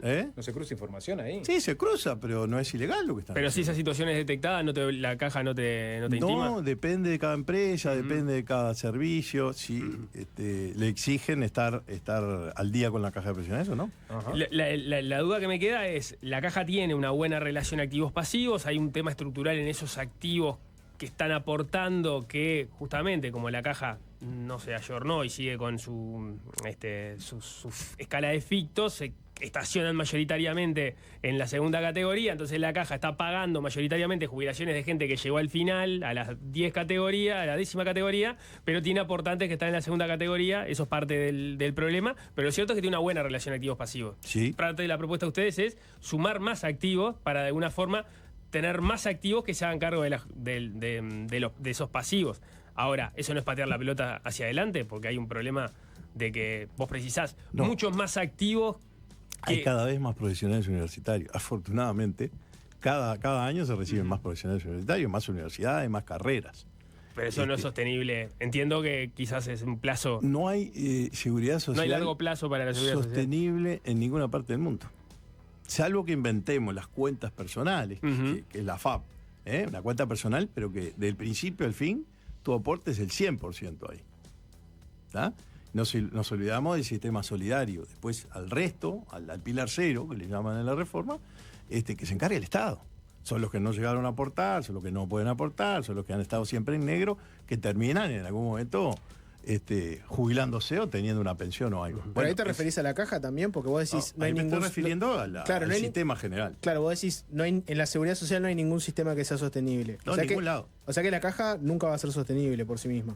No, bueno, no lo son los otros sistemas. Mira, el BPS se come 7 puntos del IVA para financiarlo, 7 de 22.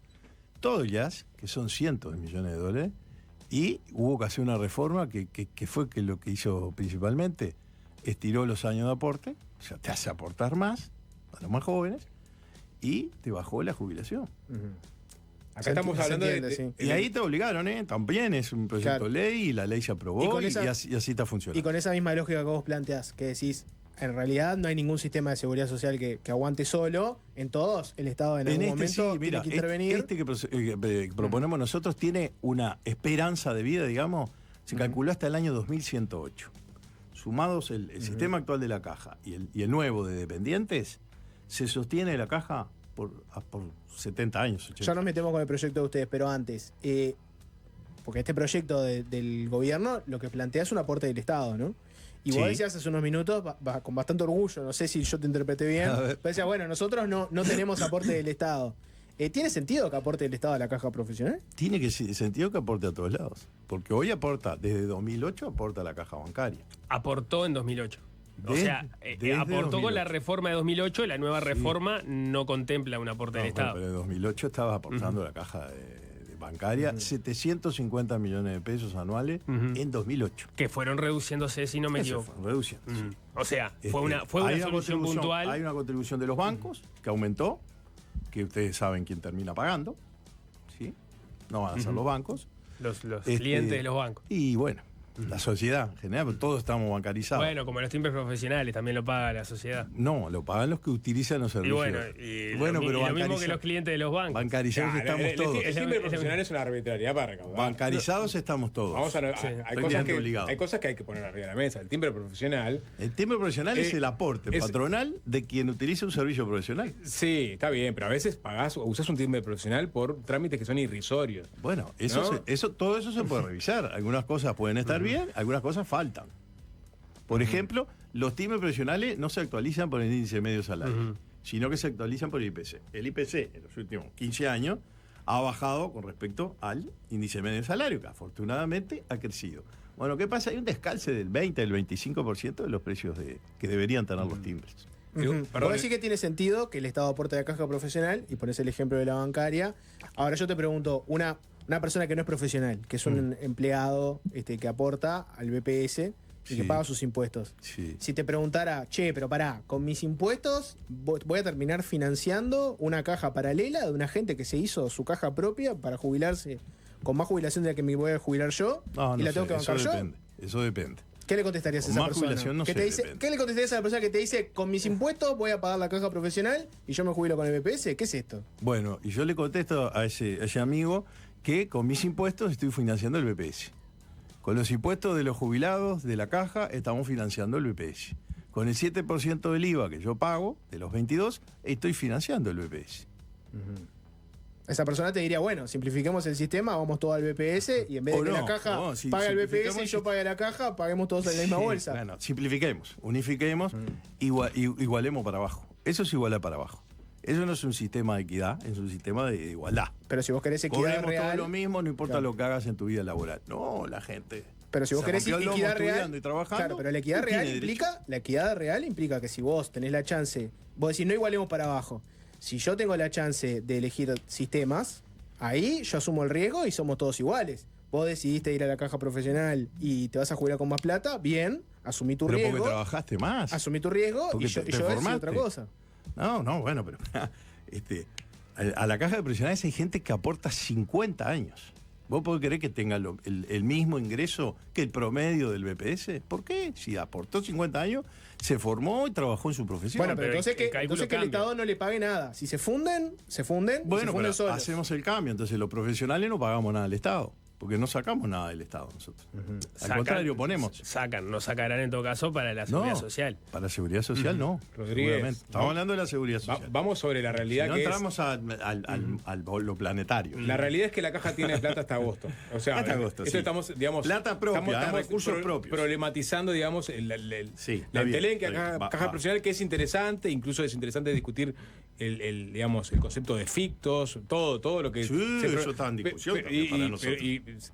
Pero lo cierto es que tienen hasta agosto dinero y el Ejecutivo tiene este proyecto que incluye una erogación de aproximadamente 30 millones de dólares. O sea, el Estado sale anual finalmente a poner plata para cajas profesionales. Sobre ese punto en particular, ¿cuál es el problema que ustedes ven? No, problema no vemos ninguno. El problema que vemos es lo único que están de acuerdo en el proyecto. No, y no en ese total, por supuesto. ¿Y su ¿no? proyecto también implica erogación del Estado? Al contrario. Ahí está la gran diferencia. Y no lo quisieron ni leer. Bueno, lo habrán leído, ¿no? De ese modo no hay una contribución del Estado contante y sonante. Hay un pasaje de los profesionales que ingresan al mercado laboral que todavía no aportaron un solo peso al BPS. O sea, la idea de ustedes a grandes rasgos es que los profesionales que empiecen a recibirse a partir del momento en que entraría en vigencia la ley de ustedes, o el proyecto de ley de ustedes, que digamos que nadie está considerando salvo ustedes. Bueno, no, se consiguió en todos lados, claro. Pero nadie lo está llevando en este momento. Saca aportantes al BPS, entonces... Claro, ahí está. Lo que es, a partir de que se entre en vigencia ese proyecto, se irían todos los profesionales nuevos a aportar a la caja de profesionales. Exacto. Y se eliminarían los fictos. Nosotros proponemos eliminarlo, sí. Ahí de está. hecho, esa franja de profesionales aportaría por ingreso real. Ahí está. Lo mismo que aporta. Y los otros, los que no son, digamos, los nuevos profesionales, los que estamos en la caja de hace tiempo, podemos pasarnos a un sistema en el cual aportemos por nuestro ingreso o seguimos en ficto. Está la propuesta, están las dos propuestas y están estudiadas también por esta consultora. El aporte por ingreso real es difícil controlarlo en la caja de profesionales. Es muy difícil. Esto es insólito, ¿no? Que eso sea un factor de peso en la discusión. La DGI y el BPS no somos nosotros. Entonces no tenemos esa fuerza para salir a controlar exactamente qué es lo que factura cada uno, cuánto factura y si factura todo. Pero no es parecido ese debate. Por algo no es parecido, tenemos fictos. Claro, pero no es parecido a los fictos en el sentido de que si vos estás ganando mucho y decidís aportar poco, después el que se juegue sos vos. Sí, claro. Acá termina pasando lo mismo. Si la gente eventualmente dijera, no, bueno, te declara menos de lo que gana, el problema lo van a tener ellos. Sí, claro. Sí. Y es lo que pasa. Es lo que pasó. Pero el problema es de ustedes también, porque si declaran menos de lo que ganan, ustedes reciben menos aporte. Por eso el estudio arroja un signo de interrogación sobre pasar a todos los profesionales. Claro, lo que digo que el sistema de fictos tiene ese mismo problema, porque la gente puede ganar mucha plata y dice, bueno, la verdad que yo me voy a quedar acá, en esta categoría baja de la caja, aportan poco, ganan mucho y está convalidado. Es uno de los grandes problemas de la caja de la ley de 2004, que permitió, después de la crisis, bajarse de categoría hasta la 2. Y no lo hizo temporal, no hizo por 5 años, por 3 años. No, lo hizo para siempre. Entonces, ¿qué pasa hoy? Hay un 75% de los aportantes de la caja que están en la categoría 2. Para tenerlo claro, ¿cuánto es una jubilación por categoría 2 más o menos? Una jubilación que vos decís 75% de los profesionales. El aporte de la categoría 2 este año es 12.196. 12.000, sí. Es el 50% de eso. Se termina jubilando con menos de 12.000 pesos. Sí, claro. Bueno, pero entiende por qué mucha gente, y me incluyo, se queda en la categoría 2, por entre otras cosas. Claro que lo entendemos. La imprevisibilidad que ofrece la caja de profesionales para empezar, la discrecionalidad con que pone los fictos para seguir y así sucesivamente, es decir. Y estoy de acuerdo contigo. Y eso es lo que pasa. Eso es lo que le pasa a la caja. ¿Cómo van a estimular para que la gente no se clave en 2? Aportan 12.000 pesos y se olvidan de la caja, porque no me voy a jubilar nunca de esto. Sí. Pero estoy en regla, pago la caja, etcétera. Bien. Vos seguramente podrías llegar a subir de categoría, pero no, tenés la posibilidad de no hacerlo. En el BPS hay también categorías fictos, las unipersonales pagan fictos si no llegan a un promedio. Por lo tanto, Fictos hay en todos lados. Fictos hay en todos lados. Lo que nosotros proponemos es bajar estos fictos, adecuarlos a los precios del mercado, digamos, del trabajo de El los proyecto profesionales. del gobierno Está también, estudiado también en ese propone, proyecto. ¿no? El proyecto de gobierno también propone bajar los fictos. No, propone una categoría especial para bajarte de ficto, para mantener el ficto que tenés y cambiarte de categoría. En realidad es como que bajar de categoría en la otra. O sea, es básicamente lo mismo. La casuística de la cantidad de cosas Todos mal que son- generan los fictos es enorme, todo ¿no? lo Porque, genera. por ejemplo, Todo. alguien joven que tenga un buen salario estaría aportando por debajo de lo que puede, Sí, en realidad. sí, Le está sí. saliendo barata la caja y Sí. quizás quisiera aportar Pero más. es que la caja no aportan por salario, sino aportan los profesionales independientes. Entonces no tenés un salario. La vida de Bueno, un profesional es como un electrocardiograma, ¿viste? Hay trabajo, no hay trabajo, estás 3 meses sin trabajar, sin embargo tenés que pagar el ficto igual. Porque estás en disposición de trabajar. como Vayamos dice sobre la la realidad de vuelta. El proyecto del Ejecutivo propone aumentar los aportes de los activos, ¿no? Pasa de un 18,5 A un sobre el 22. ficto al 22,5. Sí. Es decir, todos los profesionales que aportan a la caja van a pagar más de acuerdo a este proyecto. Exacto. Y estamos en contra. No solo estamos en contra porque no nos gusta pagar más, como a todos los uruguayos, sino porque está demostrado que aumentar las cuotas, el ficto, hace que la gente o se declare en no actividad, o baje a las categorías más bajas, en particular a la 2, o si se puede, se jubile. Y esto lo acabamos de comprobar los últimos 2 años. Hay Cuando se datos subió de ciertos. 16,5 a 18,5. 16,5 a 18,5 ¿Qué pasó ahí? aumentó estrepitosamente. Las jubilaciones aumentaron un 10%. El promedio de edad de los jubilados de la caja de profesionales es 65 años. Imaginá que no hay que hacer ninguna reforma y ya de hecho funciona hasta los 65 años en promedio. Sin embargo, ahora se están todos yendo a los 60. Ni bien llegan a la fecha, el otro día se están presentando. Por la incertidumbre, obviamente, de todo esto. No solo por el Desde- aumento del porcentaje. No, bueno, pero por aumento de porcentaje bajan a la categoría 2 o se declaran no actividad. Entonces, es contraproducente. Lo tenemos comprobado empíricamente en el estudio de la propia caja. No pasaría lo mismo con los pasivos que ya están jubilados, entonces si se les Y los aumenta la pasivos son contribución, no pueden. Los no pueden hacerlo. pasivos son rehenes y rehenas.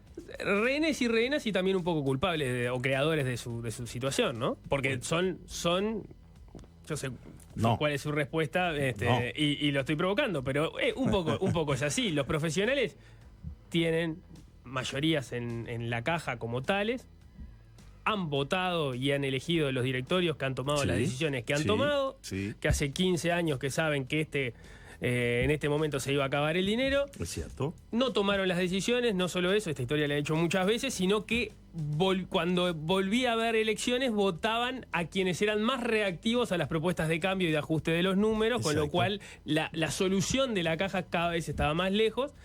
Y bueno, y ahora llegó el momento que se terminó el dinero, va a poner un poco el Estado. Y la otra parte la van a tener que poner los que votaban o eventualmente no iban a votar y también tienen responsabilidad por eso, ¿no? Sí, claro, sí. Es así. Entonces es Es razonable así. que los pasivos pongan una parte de esa. No, bueno, de no esa sé si es plata. razonable. Vos contratás vos haces un contrato con la caja, cuando te recibís, vas, te inscribís y empezás a pagar las categorías que están establecidas. Esto está todo establecido por ley. Nosotros no podemos cambiar nada en el directorio. Ni los aportes, ni los años, nada. No se puede cambiar nada, es todo por ley. Todo está establecido por ley. Hasta los fictos, todo está establecido por ley. Lo único que se hace es ajustan. Sí, pero ¿cuál es el punto con eso? El punto con eso es que estamos atados a los proyectos de ley que presenta el Poder Ejecutivo. El Ejecutivo no lo ve con buenos ojos Pero- al punto que perdón, Nico. No, porque ahí está esta conversación que la hemos tenido llamada una vez, pero está hasta el episodio y los antecedentes de 2015-2014 cuando la caja pagaba por sobre lo que estaba obligado Sí. a pagar. Hacía como un premio porque entendía que Un 10%. funcionaba. Ahí está. Y cuando en algún momento dijeron, no, para que las proyecciones nos dan de que se nos va a terminar la plata en 15 años, se armó un lío bárbaro porque no querían que le sacaran beneficios por encima de lo que se Eso era ganaba. lo que podía dar y restar, digamos, y quitar el directorio. Es lo único. Y bueno, en su momento. Y en esa decisión. no Hay sé. malas decisiones de directorios anteriores, te las puedo contar. Pero perdón. Espantosas decisiones. Rodríguez, porque esto tiene que ver directamente con una de las propuestas del Ejecutivo, que es limitar la cantidad de representantes de la caja en el directorio, en la gobernanza. Es decir, a la luz de este tipo de decisiones que relatan ahí, como estaban, la caja de profesionales no ha tomado buenas decisiones al punto que está por quedarse sin dinero. Entonces lo que hacemos es, le sacamos 2 representantes y subimos uno del Ejecutivo, ¿no? O sea, 5 de la Caja, 3 del Ejecutivo. De alguna forma intervenimos la Caja de Profesionales porque entendemos que las decisiones que ha tomado la Caja en estos tiempos la ha llevado a esta situación crítica y es momento que el Ejecutivo tome la rienda del asunto. No lo hizo en la Caja Bancaria. En la Caja Bancaria se mantuvo el directorio como estaba. Hay un aporte del Estado en plata, hay un aporte del Estado en aportantes. Pasaron a aportar los funcionarios de los cambios, de las financieras, hasta de los transportes de valores. Convengamos que todos esos querían estar en la Caja. No sé si querían estar en la Caja, lo pasaron obligados, ¿eh? Eso no fueron consultados. Si mirá los beneficios que da la Caja Bancaria, no hay una persona que pudiendo acceder a la Caja Bancaria en vez de estando en el BPS te diga me quedo en el BPS, pues se tiran de cabeza. En el caso de la Caja Profesional pasa todo lo opuesto. Bueno, ahí no hay nadie que diga llévame a la Caja Profesional. Ahí está el problema, porque tienen altísimos sueldos y altísimas jubilaciones. Fíjate que llegan las franjas de la Caja Bancaria, llegan a las 36 BPC. Son como 350.000 pesos. Y no se están fundiendo. Y están fundidas. Por supuesto, porque no tiene aportantes. Tiene cada vez menos aportantes y más jubilados. Pero tiene 19.000, casi 20.000 jubilados y pensionistas y 17.000 aportantes. Pero no es lógica. Y esa proporción no va a cambiar. No y es así lógica está el Estado atrás. Del Ejecutivo no es lógica decir, bueno, limitemos las posibilidades de decisión de la Caja de Profesionales porque han tomado malas decisiones. O sea, parte del arreglo es, bueno, yo voy a tener que tener más ojos arriba de las decisiones porque no ha tomado buenas decisiones. Te respondo eso. El Estado es el mayor responsable, el gobierno de turno, el mayor responsable de la situación de la Caja, porque tiene toda la información desde hace 15 años que está cayendo. Los balances, los informes mensuales que van al Ministerio de Economía y Finanzas, a la OPP, al Ministerio de Trabajo, y todo pasa por el Tribunal de Cuentas. ¿Nadie se enteró?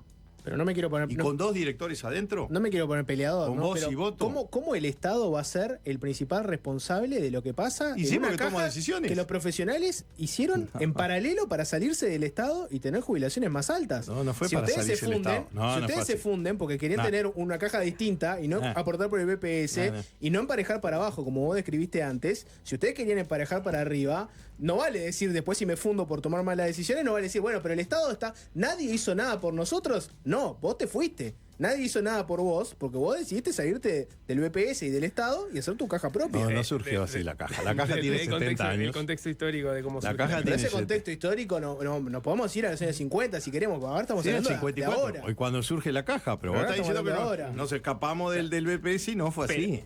Se creó un sistema para los profesionales que no tenían un sistema donde protegerse. Tu argumento ahora no es la Caja es la salvadora de los profesionales que no tienen una red. Tu argumento es yo no quiero que me emparejen para abajo, yo no quiero ganar menos estando en el BPS. El argumento ese es hoy, no es la de los años 50 de los profesionales precisamos una caja. Yo te explico. Hay que crearla. La Comisión Especial de Seguridad Social hizo un enorme tomo con estudios de todas las cajas y comparativos.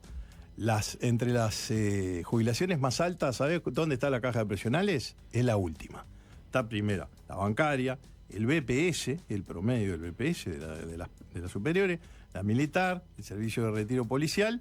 ¿El promedio de jubilaciones del DPS es superior al de la Sí, señor, Caja? el de las mayores jubilaciones sí. Ah, bueno, el de las mayores jubilaciones. Bueno, porque vos lo dijiste hace un ratito, 75%. No cobramos más que el resto, todos los otros subsistemas cobran mejor que nosotros. Pero vos lo dijiste hace unos minutos. El promedio actual 75% de la Caja se termina jubilando en la categoría 2 porque los propios aportantes de la Caja, no quieren aportar, porque muchos de pueden ellos hacer eso. están obligados y no quieren estar ahí, aportan lo mínimo. No quieren aportar ahí al BPS o a cualquier lado, ojo. No es que no quieran aportar a la Caja y voy al BPS y pago 4 veces más, no. Quieren aportar lo menos posible, como todos nosotros. No nos engañemos, ¿no? El promedio actual de jubilación de la Caja de Profesionales es 94.000 pesos nominales. Porque estamos contando todo el 75% que no quiere participar de ese sistema y aporta en la categoría 2. Promedio de jubilación. Hoy, los jubilados hoy, el promedio da 94. ¿Sí? Y de los pensionistas son 56.000 cosas así. No ganan tanto, en definitiva, es lo que decís. Bueno, eso es lo que te estoy explicando. Que hay gente ahí, en ese promedio, que aportó 50 años a la Caja. 50 años en la categoría 10, aportaron por lo menos 20 años en la categoría 10, a 33.855 pesos por Y ahí, mes. si el BPS da mejores jubilaciones, ¿por qué no pasarse al BPS? No, pero En da promedio. otro tipo de jubilaciones. Da otro tipo de jubilación, no a los profesionales. Los profesionales tienen su caja, los bancarios tienen su caja, los escribanos tienen su caja.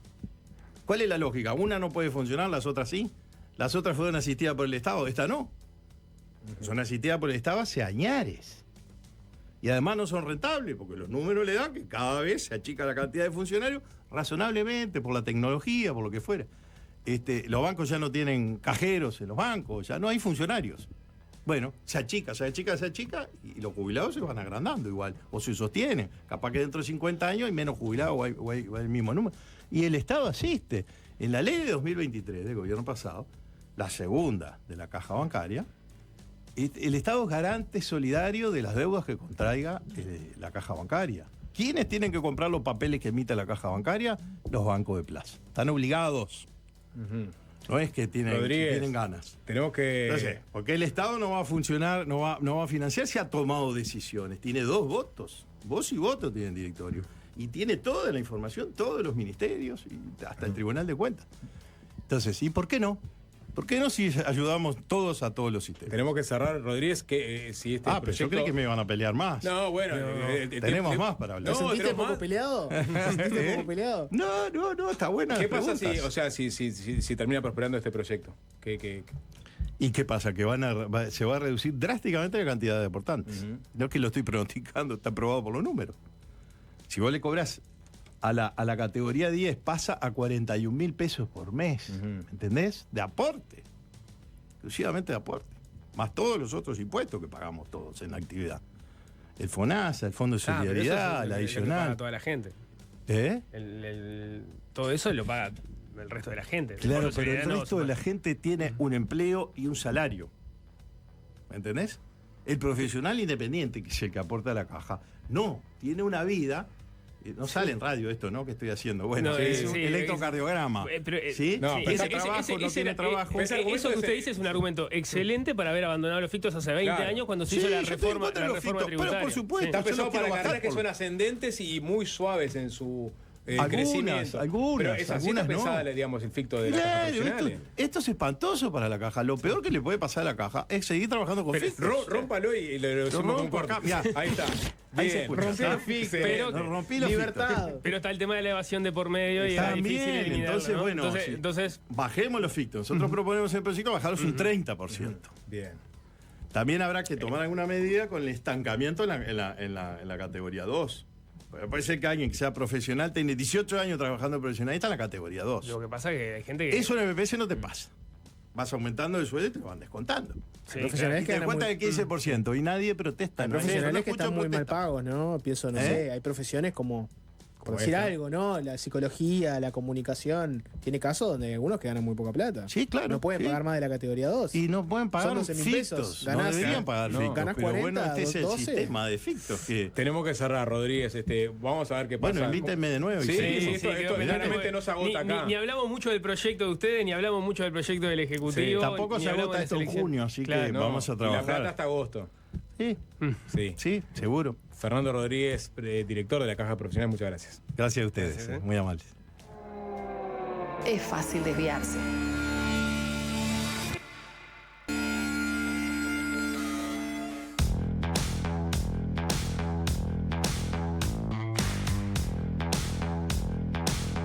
Uno de los frentes críticos que enfrenta Donald Trump por estos días, además de la polémica por las tarifas que le impuso a todo el planeta, es su política de deportaciones masivas, sobre todo deportaciones de ciudadanos de diferentes países de Latinoamérica. Y esta polémica, esta crisis que enfrenta Trump está, digamos, resumida, creo yo, en un caso en particular que es el de Quilmar Ábrego García, un salvadoreño deportado erróneamente por el gobierno de Donald Trump, pese a que la Suprema Corte norteamericana ordenó a Washington facilitar su regreso al país. Quilmar Ábrego fue deportado, se encuentra en la cárcel de El Salvador. La Suprema Corte dijo, bueno, facilitemos su regreso porque fue un error, Y sin embargo, Nayib Bukele y Donald Trump, que tuvieron una reunión por estos días, aún no han resuelto sobre su futuro. Es más, Bukele ha dicho que se trata de un terrorista y que por ahora están pensando en regresarlo a los Estados Unidos. Vamos a conocer un poco más sobre este caso en particular, pero también sobre el caso de las deportaciones masivas que se están dando de Estados Unidos a El Salvador. Y es por eso que tenemos del otro lado del teléfono a alguien que ya estuvo por acá por los estudios cuando visitó Uruguay, que es Oscar Martínez, jefe de redacción del periódico El Faro, investigador, autor de varios libros y una persona que ha seguido muy de cerca, digamos, el proceso de autoritarismo que Nayib Bukele ha, digamos, transitado en estos últimos años. Oscar, ¿nos escuchás bien? ¿Qué tal? Buenas tardes. ¿Qué tal? Un gusto acompañarles. Espero que ustedes me escuchen bien. Yo escucho bastante cortado, pero bueno, el tema es importante y vamos a intentar captar lo más que podamos para responder. Espero que ustedes me escuchen bien. Te escuchamos perfecto, Oscar. Vamos a hacerte las preguntas bien breves, cosa que tú puedas entenderlas y responderlas. Primero te voy a preguntar o pedir que nos des un poco más de contexto sobre el caso de Kilmar Ábrego García. Mira, el caso de Kilmar Ábrego parece bien complejo, pero en realidad esto es una batalla entre la demagogia y la evidencia. No es tan difícil. A ver, Kilmar no tiene ninguna condena en Estados Unidos, de ningún tipo.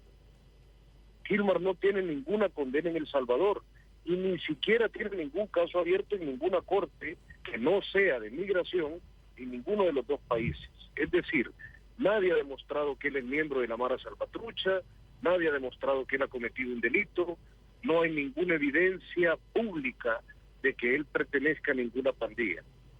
Es decir, él es un migrante como lo son más de 2 millones de personas de este pequeño país de Centroamérica. De esos 2 millones se calcula que cerca de la mitad entraron a Estados Unidos como Kilmar, sin pedirle permiso a nadie. Y se establecieron ahí para intentar mejorar las vidas de sus familias.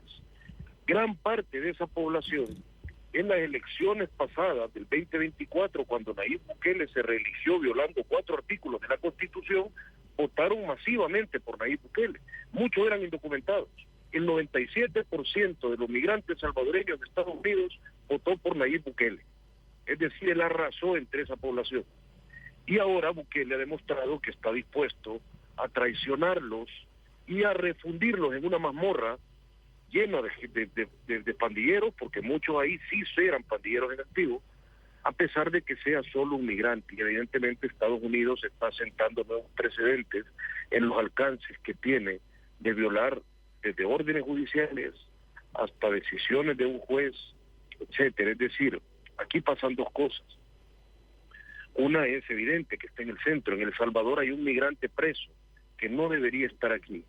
Es decir, en un país de migrantes, donde los migrantes sostienen más del 20% del Producto Interno Bruto de este país, hay un migrante, al menos uno, hay más, de esos que enviaron en los 3 aviones de marzo del mes pasado, pero al menos hay un migrante que está preso sin deber absolutamente nada. Y número 2, es evidente que Bukele se ha entregado con el apoyo de Trump a una ola o a un paso mucho más avanzado en su destrucción del debido proceso y de que le importe un pepino el balance de poderes. Oscar, ¿cómo justifica Bukele sus expresiones de que este salvadoreño es un terrorista? Dijo, por supuesto que no voy a hacerlo, no voy a devolverlo a Estados Unidos. ¿Cómo voy a enviar a un terrorista a Estados Unidos? Lo que pasa es que, a ver, Bukele lleva llamado, o sea, pongo esto en contexto, la adjetivo tanto le gusta a Bukele. Desde marzo de 2022, El Salvador está en régimen de excepción y aquí se ha capturado 87,000 personas. Te voy a poner eso en perspectiva. 1 de cada 57 salvadoreños está preso. Tenemos la tasa carcelaria más alta del planeta Tierra. Más de 1.670 por cada 100,000 habitantes están presos. Eso, el segundo país que nos sigue es Cuba, con 794. A ese nivel estamos ya, duplicamos lo que tiene Cuba de tasa carcelaria. Te voy a poner otro ejemplo. Entre la población salvadoreña de los 25 a los 29 años, el 9% de la gente estaba presa. Es decir, Bukele no le ha llamado terrorista a Ábrego, le viene llamando terrorista a todo el que mete en las cárceles desde hace más de 3 años. Con el régimen de excepción, Bukele ha llamado terroristas a decenas de miles de salvadoreños que están presos, sin tatuajes, sin antecedentes penales, sin antecedentes de captura, sin ninguna información que diga que pertenecen a ninguna pandilla. Cuando nosotros descubrimos en el Faro 600 expedientes de los 10.000 de capturados que hay en el régimen de excepción, todos esos procesos tienen reserva total, es decir, secreto de Estado. Pero nosotros obtuvimos 600 y en muchos de ellos decía que la captura había sido realizada porque el sujeto mostró nerviosismo. Estoy citando entre comillas. Es decir, lo que Kilmar está sufriendo ya lo padecen desde hace 3 años miles de salvadoreños. A Kilmar le tocó la desgracia de que al rubio presidente de Estados Unidos se le ocurrió ordenarle al del Salvador que le recibiera a todos los presos. Y que entre esos presos lo agarraron a él, aún no nos cuentan por qué razón. Te recuerdo que no solo Kilmar, han salido más casos, no solo de salvadoreños, sino también de venezolanos que han venido en los diferentes vuelos que han aterrizado en El Salvador, que no tienen ningún antecedente policial ni penal, ni en El Salvador, ni en Venezuela, ni en Estados Unidos. Esto es, en algunos casos, como el de Kilmar, esto es un secuestro, es que no hay más palabras para decir. Sí, hay una información de la cadena CBS que daba cuenta de que habían sido enviados unos 238 migrantes a El Salvador a prisión y había documentos que indicaban que la mayoría de ellos no tenían antecedentes criminales. Mira, esta pregunta sí la escuché bastante cortada, pero entiendo que seguimos hablando del envío de él a San Salvador sin que tenga ningún caso. A ver, exacto. Lo único que las autoridades estadounidenses, entre ellos la vocera Pam Bondi y la fiscal general, han dicho, sin presentar ningún documento, es que en 2019, casi 8 años después de que él Kilmar entrara indocumentado a Estados Unidos, y explicara que era perseguido por la pandilla 18, que es la pandilla rival de la Mara Salvatrucha 13.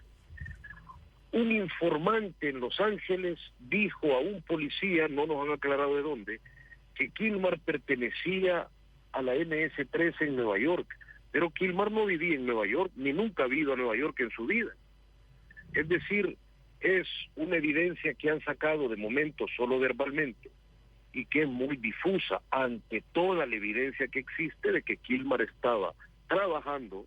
De hecho, el sindicato para el que trabajaba salió a representarle, a pedir que lo devolvieran, de que Kilmar había documentado ante una corte que era perseguido en su país por las pandillas y de que Kilmar estaba en un proceso de asilo.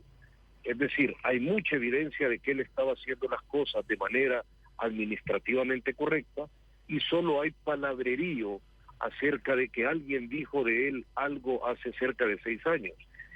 Yo creo que seguirle dando vueltas a un caso donde la discusión leguleya parece darle razón a las teorías trompistas y bukelistas. La evidencia es contundente, lo sabe quien la quiere leer. Es decir, este hombre, como ya se reconoció ante un juez, fue enviado injustamente a El Salvador, violando muchas leyes de 2 países, de Estados Unidos y de El Salvador. No solo él, muchos más de los que vinieron en esos vuelos. Bien, te preguntaba por ahí más de 200 venezolanos que fueron trasladados de Texas a cárceles en El Salvador y lo que se decía es que muchos de estos no tenían antecedentes criminales. Lo siento, pero ahora sí no logro escuchar la pregunta de ninguna manera. Bien, no hay problema. No logro identificar cuál es la pregunta. No hay problema, Oscar. Quizás vamos cortando por acá porque sabemos que estábamos teniendo una comunicación entreverada. Te agradecemos muchísimo igual por esta explicación y estaremos en contacto en otra oportunidad. Un abrazo grande.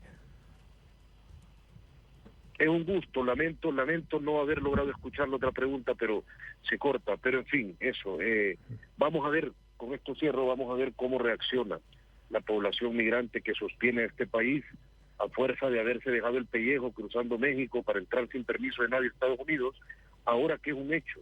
Cualquiera de esas personas que apoyaba fervientemente a Bukele puede terminar cuando a Trump le dé la gana en la mazmorra de Nayib Bukele. Bien. Un abrazo grande, Oscar. Era Oscar Martínez, periodista de El Faro, el periódico El Faro de Salvador, una persona que ha hecho, junto con este periódico, investigaciones muy importantes sobre el proceso de escalada autoritaria de Bukele, hasta que en 2022 se entiende que él da una suerte de golpe de Estado, modificando la Constitución para poder ser reelecto, y a partir de ahí entra El Salvador en un estado de excepción.